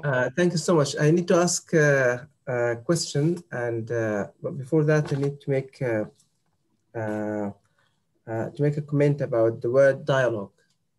First, I need to thank you for the very insightful presentation. The way the word dialogue is used in political discourse, in serious formal political discourse, if you look at the word dialogue or the way it's used, for example, in the Israeli-Palestinian conflict, you feel that it's used as a strategy of containment, a strategy of control. So the word dialogue there is misleading. It serves the interests of the oppressor, not the word dialogue in the way that can transform both sides. So my point here is that don't you think that we need to differentiate the way we use the word dialogue in a more critical way? And the second question is about intercultural translation among languages. How to do intercultural translation for social justice if some languages themselves are treated as sub-languages? And of course, the humans themselves. So how can that be done? It's similar to Ophelia's question. Could you explain a little bit more on the second one?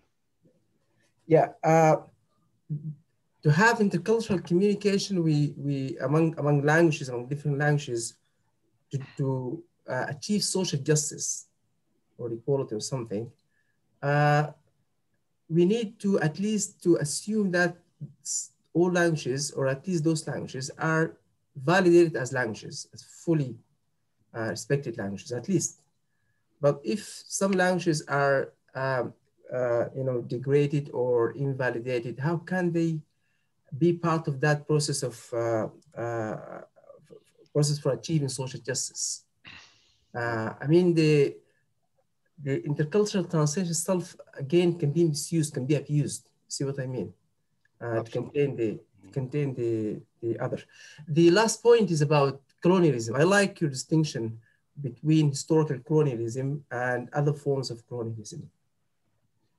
We need to bring on board, because this can allow us to bring on board other modern non-Western, in the sense non-Western colonialism, which are performed by what's considered from the Western perspective as peripheral countries. Let me give concrete examples. Look at the Yemen. There's a war in the Yemen. That war actually is launched by an Arab country, a neighboring Arab country. The Yemeni people now are they see that war as a kind of colonialism, as a form of colonialism. Now, Saudi Arabia is colonizing that country, and Emirates is colonizing. You see what I mean? Of course, the West is included, is colluding with those powers, but there are other forms of colonialism outside this circle. You see what I mean? So I think that distinction which you've made between historical colonialism and other forms of colonialism, I think, can address those issues. So how do you react to this? Thank you. Thank you very much. What is your first name? Ashraf. Yes, thank you. Ashraf, yeah, that's very good point. So the first one on dialogue. Yes, we have to start from the assumption that these concepts are either used in good faith or not in good faith. What does it mean to be in good faith? I think that I'm in my work, I'm more concerned about creating inter-knowledge to strengthen struggles among the oppressed than between the oppressor and the oppressed. What in my work I've confronted is that, for instance, indigenous people don't go along with women in their struggle. Women don't go along with trade unions. Trade unions don't go along with the ecological movements and so on. So there is a problem, because my main problem is how to unite the struggles against domination. And I see that this form of domination is based on the idea that fragments resistance all the time. the concepts that we use. For instance, they developed the concept of colonialism to tell you that after the independence, there is no colonialism. But we have to say, but there is colonialism. As they have said that, for instance, apartheid South Africa was not colonialism because it was an independent country. As we have to know now that the post-apartheid Africa, there is still a lot of colonialism in the tradition of Steve Biko. I think we can say that, quite frankly. So I think that we have, our concepts have to be posed on these two registers. If we are dealing with interknowledge among oppressed groups, these contradictions and these differences have to be dealt with through dialogue and good faith. And sometimes maybe not, but you have to develop the common interests against oppression, out of which you can develop a sense that we can grow together and better if you are in interaction and not if you are alone in our struggle, isolated from the others. So the dialogue here is empowering to the extent that we strengthen your struggle against domination. But what is a dialogue between an oppressor and an oppressed? Our concepts of dialogues have been precisely for this, because we are in a tradition. We have to account for that. The 20th century tried to destroy the legitimacy, for instance, of armed struggle. We are, if you are in the States, you remember in the 60s how it was discussed, between Martin Luther King and Malcolm X, for instance, right? I'm not in favor in general of armed struggle, I have to tell you, but and I'm in Truth and the Reconciliation Commission group in Colombia now after the agreements with the guerrilla groups. But in any case, I think that the dialogue among very strict power differences is meaningless. It's meaningless. So I think that in order to be a kind of a sensible thing, we have to empower people, and usually this empower self-empowerment. I never use the concept of empowerment because it's really a very damaging concept that put globally in circulation by the World Bank, because of course it presupposes that you have power and you are giving power, you are empowering someone. People have to be self-empowered, and sometimes it's through their struggle. And it is through their struggle that they reach to the level of dialogue, because they become visible. Again, examples. For instance, we have a tradition in which social movements don't interact with parties and parties with social movements in many countries.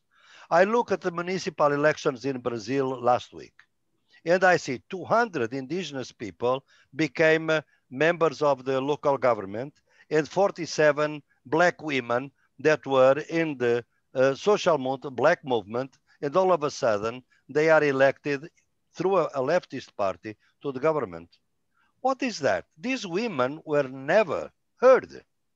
They were really invisible before they organized the movement. Then they organized the movement.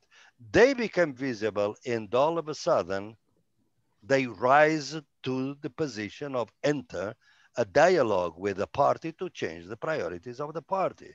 So there are things that we have to do through non-dialogue to become a partner in a dialogue. That's what the liberal dominant ideology do not allow, because they think that everything can be dealt with through dialogue. That is Habermas. Habermas is the most complete liberal consciousness. And I respect that philosopher, but he's an abyssal philosopher, because he presupposes that we are a humanity in argumentation. We are not. How you dialogue between a human and these immigrants from Africa, for instance, or in the border of Costa Rica these days? All the dialogue is trying to convince them to go back to their countries, to deport them. It's bad faith. It's not dialogue. So that would be my precision to that concept. And I thank you, Ashraf, for that question. The second, with intercultural translation. Again, I mean, it's really, you can never have this romantic liberal idea that intercultural translation are both on an equal foot to enter a conversation. No, progressive intercultural translation is a device for developing an interknowledge among oppressed groups that starts from inequality and moves toward reducing that inequality. It's always this, it starts from the assumption of an equal power and trying to rise to a more equal power position. And again, you have sometimes to do some non-logocentric type of movements, like organizing yourself in a movement or protesting on the streets before you enter the intercultural translation. Why do we have, for instance, in that piece on intercultural human rights? It's because the indigenous people for whom human rights is a Western-centric concept, yes, they had to entertain the idea of human rights to have an interaction, a conversation. I know someone is trying, well, I have to leave for another, but your questions were so interesting. So I think that we have to model the question of intercultural translation and never universalize that. The third one is a very easy for me, is a very easy question. Of course, colonialism existed before capitalism. Then capitalism reconfigured it to produce devalued labor, like slave labor. And then it became a Western, but in fact, some of the slaves were already slaves in Africa. We know that. And today, there are many other forms of colonialism. Well, China, for instance, in Licença Zonguri produces colonialism inside China, the way they did. Myanmar and this moment, for instance, with the Rohingya people, they are victims of colonialism by the Buddhist monks. So I think there are many non-Western, because I think they have learned the lesson of the Western. I mean, the Western have been very good at teaching colonialism all over the place. And some people that were formerly colonized are now producing colonialism within. I think Saudi Arabia is a very good example, because it's a creation of the Western power to have access to the oil for which they need. That's why we have Saudi Arabia. Otherwise, it would be an inviable country in our world today. We probably know that in 1971, it was agreed by Kissinger and Nixon that when the gold standard eliminated, that would be an agreement with Saudi Arabia that all the transactions in oil would be denominated in dollars. And that's why Mr. Trump can print whatever money he manages to print, and the dollar is not devalued. On the contrary, if we do that with other coins, I mean, with currencies, it would be a disaster. Well, that's an aside. That's not part of our conversation. But thank you. Thank you. Okay, I'm running out my time. You go on your outside after party, but unfortunately, I have to attend my students here, and I have to leave. So thank you very much for this session. Goodbye. Bye-bye. Thank you, Opera. Thank you, all of you. Thank you. Bye-bye.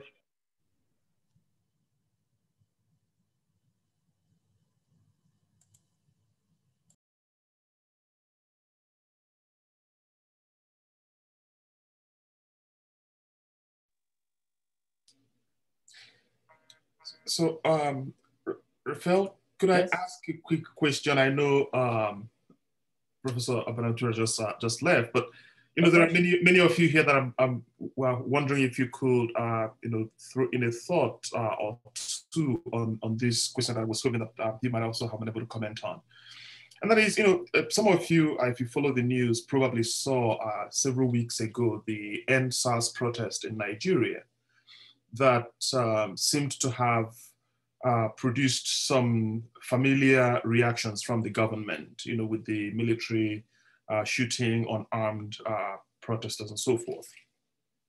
And prior to that event, so I'm working on a book right now where I have been developing an argument about the ways that the nation state is by origin and operation fraudulent. That is, its interest has never been the interest of the masses, so to speak, at least the paramount interest. And some of the ways that we think about struggles create pathways into not only dialogue or negotiation, but also, working through the nation state as an instrument of transformation. And I wondered, personally, whether it is possible to really find the kinds of decolonial struggles take over or transform the nation state, but maintain the nation state as, the fundamental structure for organizing human societies. Or is the nation state itself so complicit that, true transformation will only be possible in a post-state, world? I wonder how one might think about that, because it's one of those that it's difficult for me to land one way or another on.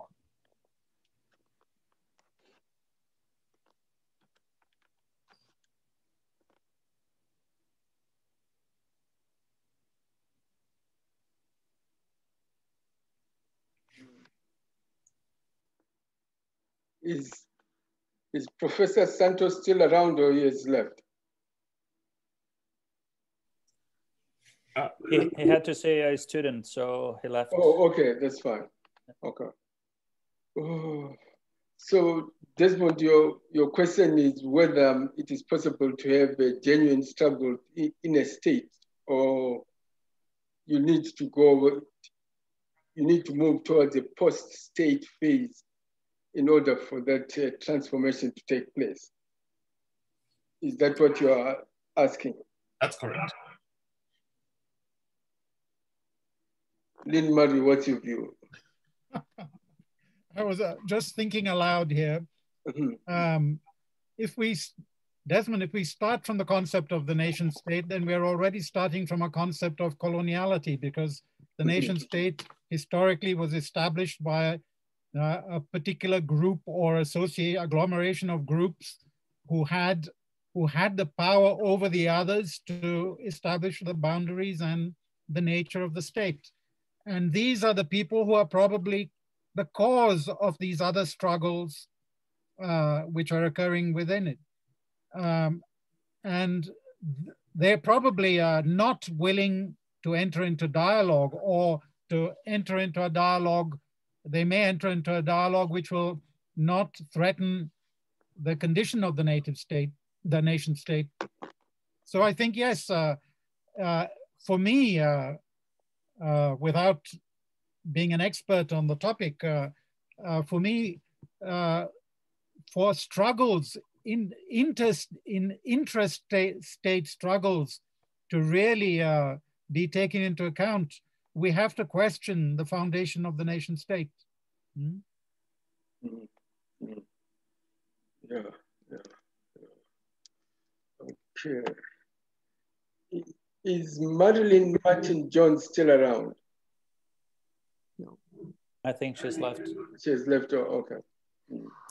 Just to follow up on what Lynn Mario said, I think that this is also related to the question that Ashraf asked about intercultural translation of languages, because I think what we have to think about is the intercultural translation of people, and how would we think about that intercultural translation without the concept of a nation state or of national languages or of languages, following all of Maccorney's thinking on this. And I think that's where we struggle with our imagination. Ophelia, what kind of nation state are you thinking of? I'm thinking that we cannot, my work always is in schools, and I always have to translate what it is that I'm thinking with what exists. So I don't think we can do away with the nation state. Or even the notion of languages as prescribed in schools. But we have to push, I think, against these conceptions that, as you say well, are contained within coloniality and colonialism. So, yeah. Yeah, I'd agree with that. But what I was thinking of is, because nation states have generally been proposed top down, and when we're talking about struggles, we're talking about something bottom up, as your concept of translanguaging is always something bottom up, right? So rather than imagining putting an end to the nation state, I think we've got to we could reconfigure the nation state from a perspective, from a bottom-up perspective. Right? And if I might just add another word of this, Mary, just the way that you're thinking about this from that coloniality standpoint. I think part of the reason this is challenging to me is that when I look at the operations of the nation state, and I'm not just talking about what individual elected or appointed political leader does. I'm talking about the structure itself. I mean, if you look at the architectural representations of the nation state, the grandeur itself seems to me like an effort to make a statement about the grandeur of the power of the nation state over the citizen subjects. Like I see that as an intentional design. And that is why anytime any struggle like the NSAS I was just talking about, this is not new. Anytime you see any struggle that begins to seem to challenge that fundamental structure of inequality in such a way that dialogue, the so-called dialogue doesn't produce the desired stability for the nation state, or in such a way that some other negotiation doesn't work, the next thing is the use of force. And from that Western standpoint, this is what the nation state is. That's a claim to the monopoly of violence. So if the institution itself is always willing to use violence to reestablish itself by challenging or taking out any opposition, how is it ever possible to get beyond that fundamental structure of coloniality? That relationship, that hierarchy, how could we ever really get? Because I don't know that anyone will ever be able to outgun the state. You can have one state outgun another state, but I don't know how any people can organize to use violence to bring that down, that structure. I think this is where I struggle out with this quite frankly. Yeah, the challenge, I want to ask Dan Lassen-Freeman what her response to this is. The challenge, I think, is this. If you say that it is going to be difficult to go beyond coloniality, and all our language research is carried out or conducted in a nation state in one form or other, you are saying that all the research that we currently do is complicit with colonial encounters, all right? Because we can't somehow carry it outside a nation state, and the nation state is in itself a product of colonialism. The question then, which I would like to hear Dan Lassen-Freeman's perspective on this, is what then does second language acquisition look like if coloniality is at the core of applied linguistics? Thank you, Sindri. Thank you. Oh, what an interesting morning. I was going to be here for an hour, but I couldn't tear myself away. Excuse me. I think the question I'm left with, many questions, but one is the nation state. Well, the boundaries are fluid, but nonetheless, we can talk about a nation state. But the issues that it seems to be we need to fundamentally grapple with are going to be present at any level, right? So the seeing of other, the alterity, exists in the neighborhood. It exists in the state. It exists in the union. I don't see how doing away with nation states, or not doing away with them, but challenging the idea of nation state necessarily deals with the fundamental problems that we've been talking about this morning. As far as second language acquisition, yes, I mean, the same issues arise, don't they? Where we have languages seen in a hierarchical form, when in fact, that's not an appropriate stacking up of languages. But it seems to me, no matter where we look, the fundamental inequity is going to persist, whether it be in language and language use and language learning. I prefer second language development. I argued for that for a long time as opposed to language acquisition, because among other things, second language acquisition suggests that there's a fundamental endpoint when you have conformity to the norms of the dominant language. And I don't like that idea. So that would be one thing I would suggest, is that if we would look in applied linguistics, we need to start looking at the very terms we use to convey our areas of interest. I don't know if that answered you. Yes, it does. It does. It does. Okay. Right. Raphael, do you want to wrap up? Okay. Okay, let me try and wrap up. Next week, we have Walter Mignolo and Catherine Walsh. Catherine Walsh is going to be talking about pandemics and indigenous ontologies. And Mignolo is going to be talking about his work on pluriversality, etc. So it will be interesting to hear what their take is on some of these issues, because Catherine Walsh is much more interested in issues about praxis and pedagogy, while Mignolo tends to be interested in the philosophy and politics of language coloniality, etc. So it's an interesting development of ideas that will take place next week. All right. It will really be fascinating, because there are fundamental differences that emerge between what Dos Santos was talking about and the position that is taken by Mignolo and Catherine Walsh. So one of the key questions that I would be asking them is to try and help us navigate the similarities and differences in viewpoints and emphasis between Mignolo and Catherine Walsh on the one hand, and Sousa Santos on the other. Right. Okay, thank you very much to everybody for finding the time. Henry, can I just say something about? Yes, do. You may have perceived Sousa Santos's critique in relation to decolonial theory, or rather, it's a critique about a particular view of coloniality. There's one thinker, one decolonial thinker. I don't know if you know of her work, Silvia Cusicanqui. No. She's Bolivian. Yes. She doesn't have very much translated into English. You'll find a couple of her stuff on YouTube. Now she makes a really aggressive critique of Mignolo and Catherine Walsh. Yes.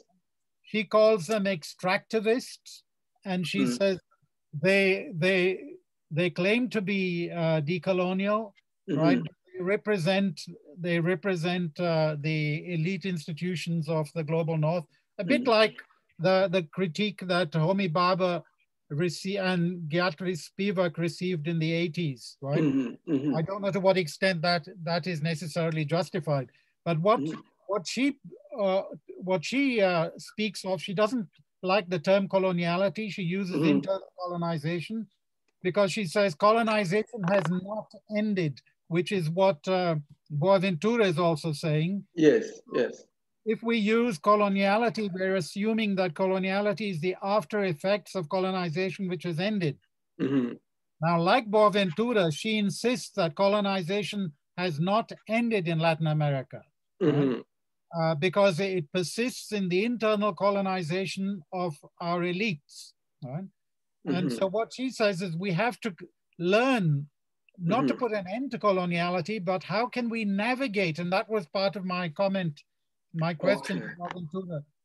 These are two incommensurable situations we have in Latin America. You have the indigenous communities trying to coexist with this liberal colonial idea of the nation, which denies the nation sees itself as only possibly existing by denying the difference of the indigenous communities, right? So she proposes something quite interesting. She critiques both Mignolo and Catherine Walsh, because she says these are liberal ideas which assume that we can change overnight our situations, whereas the reality, and she says we can't simply do away with colonization and capitalism, because capitalism is necessary because these communities survive by selling in markets, right? These indigenous, but what we have got to learn to do is navigate between them. These incommensurable ideas like our indigenous cultures and languages, which are being denied by the state, which represents the colonial way of thinking, what she calls internal colonization. So, and she has these terms in Aymara. One of her terms is chehe, which means literally the gray zone in between, where navigating contradictions, where the contradictions don't converge, which is a different take on decoloniality, right? Rather than simply critiquing coloniality. Here, she does something similar to Boaventura Sousa Santos. She's presenting an alternative, which is the navigation between the indigenous and the colonial. If you can send me her name, perhaps we may be able to invite her for I don't think she speaks English, but because very little of her okay.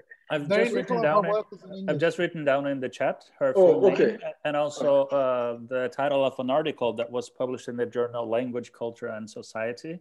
That's very interesting, and there are many people responding to her work there. I think you have a piece in the same issue. Yes. I can't remember anything now, but anyway, yeah.